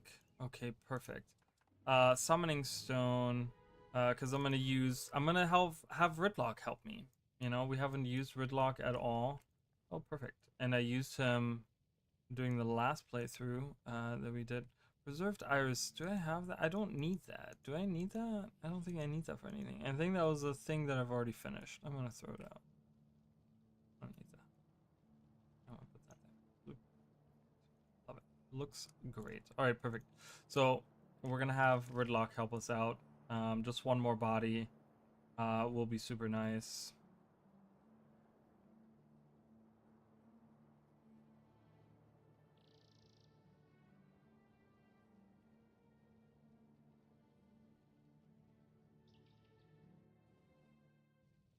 So the pre-scene characters I've done so far is a ranger with like something else. I don't know. I focused on just being a ranger. Oh, it was a ranger elementalist, and it was a ranger that was using Firestorm that you get. I've done an elementalist ranger, I want to say. And then I don't think I've done a mesmer yet. I think I've done a necro ranger for pre-searing. I want to say I have. I don't know. Beside that, I'm not sure if I've done any other I can't remember if I have. I don't know. So. Alright.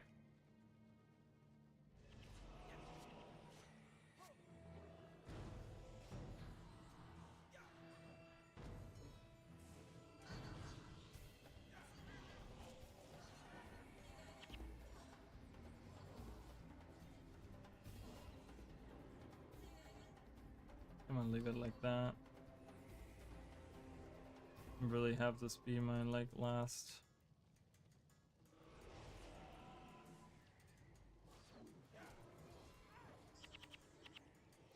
Whee.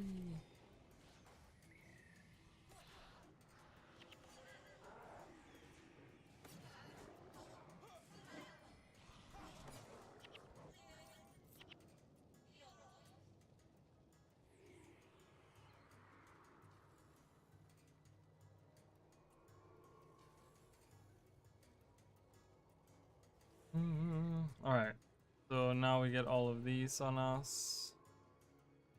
The roaring ethers is what I'm really afraid of. Those things hit so hard.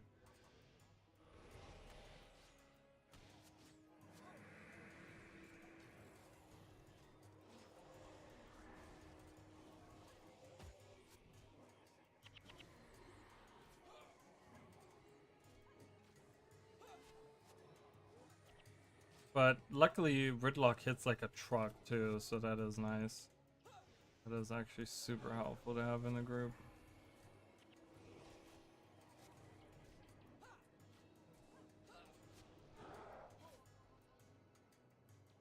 Alright,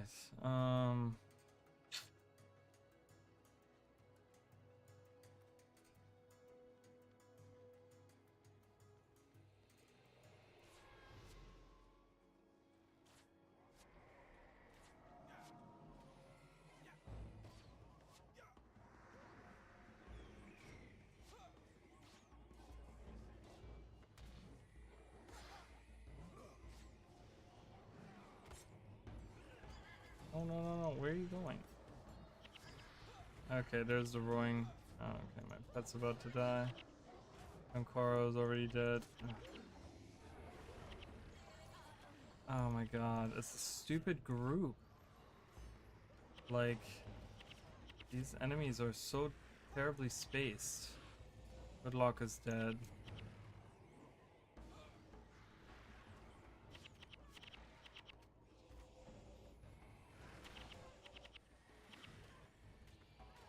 I don't have a pet. I keep trying to use him.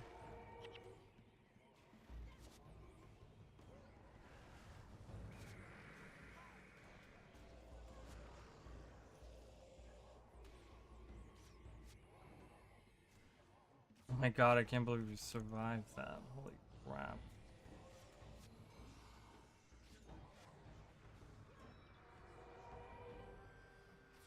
Hey, and our pet has finally leveled up to level 20. It's now a full-grown crocodile.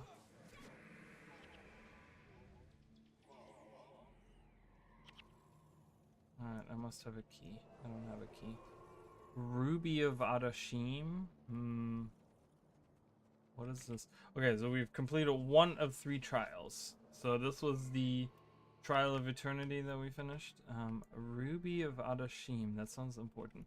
Now that we've finished of those pushovers, there's only 2 more trials to face before the door to the central chamber opens.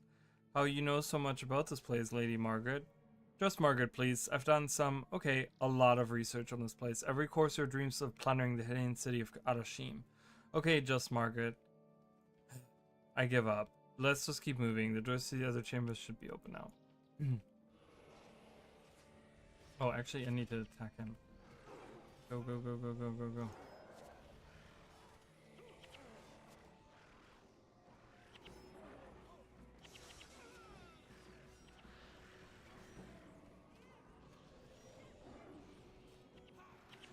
Oh my god, Goran, don't die! No!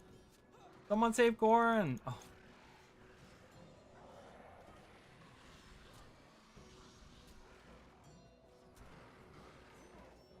Are you fucking serious? This is so stupid. Yeah, I've said this so many times that I wish the pets would grow. This is so dumb. Why? Ugh. This, the energy denial is like absolutely insane.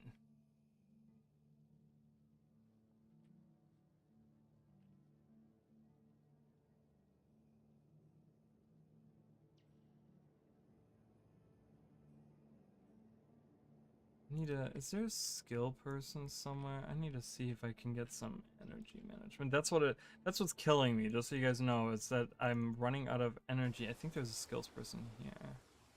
Yep. Oh boy. Alright. Should be in motivation. I should have something in there. Next time each ally within your turn uses a spell, that ally gains 4 energy.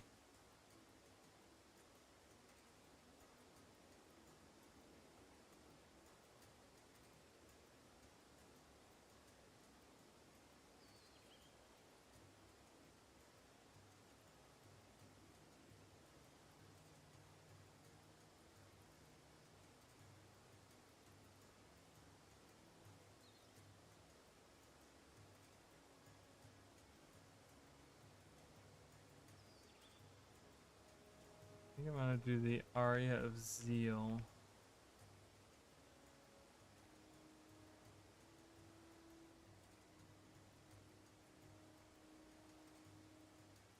I'm gonna get rid of.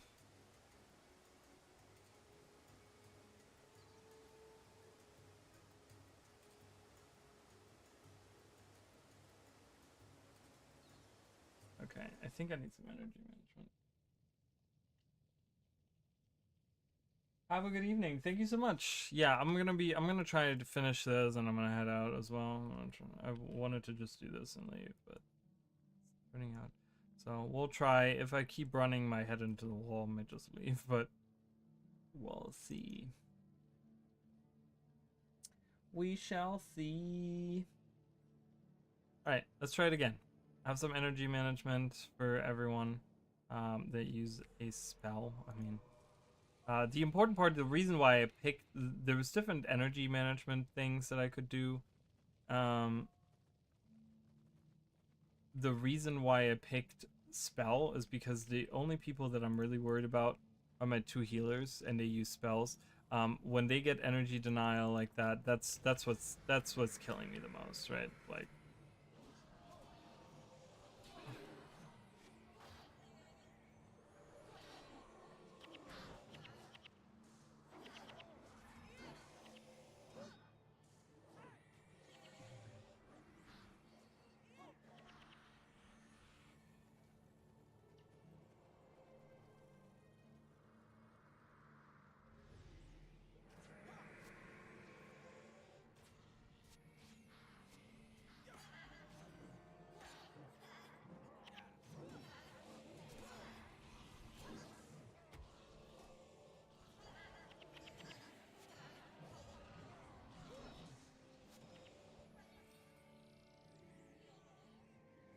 Right? Do I just gotta concentrate here, so I might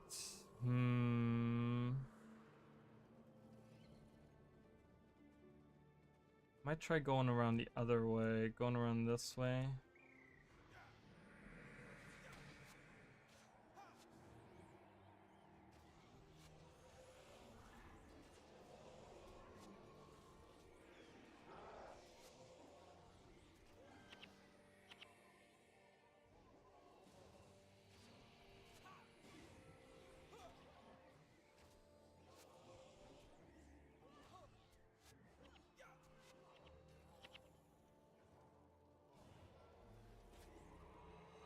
All right.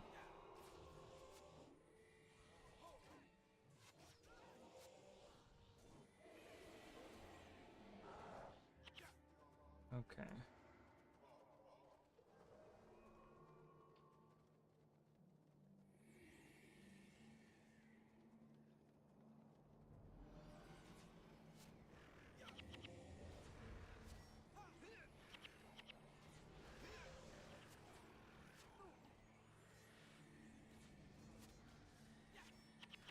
Oh my god, they are dying again. This is insane. It's because they have no energy to defend themselves. Oh my god. Oh my god. This is just bad.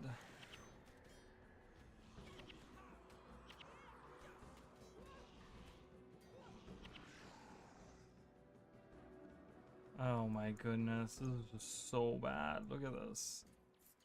Everyone's dead. I need to get rid of one of my spells, one of my things. I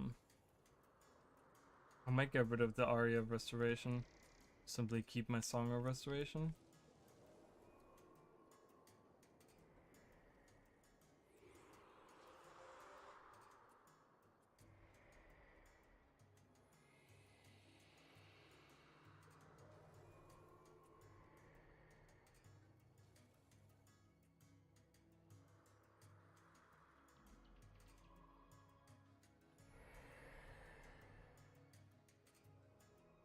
We're losing health because of the enemies over there.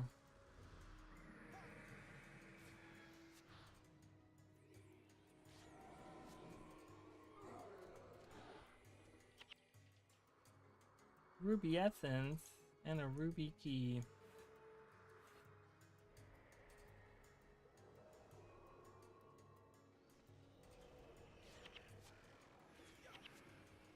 We're gonna lose again. This is...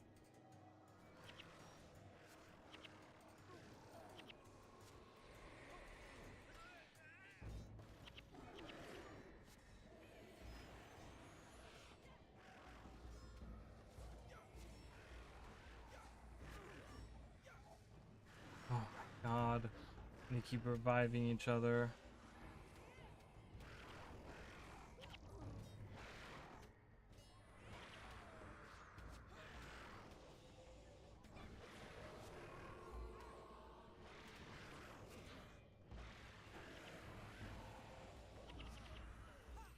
Oh boy, this is tough. This is really, really tough. I don't think these guys have resurrection anything. Yeah, I'm with two people that can resurrect, so we're dead anyways. Okay, so I think I'm gonna call it here. It's getting pretty quiet. I have another ruby. Oh, you can just keep collecting ruby keys? I thought they... Okay, I guess that's not how it's supposed to be, but whatever. But yeah, so what I'm probably gonna do is, because I thought about a little bit about what else I can do. I might change Elias a little bit. Maybe change him into some, you know, and I would have to get him new equipment again, which is whatever. But I'm thinking doing blood magic, right? Because we can do blood as power, which is like, but I don't know if he uses it, right? We had a big problem with him not using it, but I'm thinking if I do like a blood magic, where we can like just seriously do some damage on it, on enemies and stuff. I don't know. I'm thinking maybe I'll swap that around, so that'll be for next time, because that'll be really good energy management. I'm gonna take this out. I'm gonna replace that here, move that over, and give myself a resurrection spell. I need that for sure. So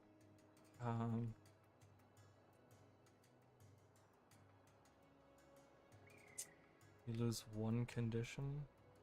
Remedy signet. Okay. But anyways, so that's gonna be it for today. Thank you everyone that was here. Like I said, tomorrow I'm not streaming.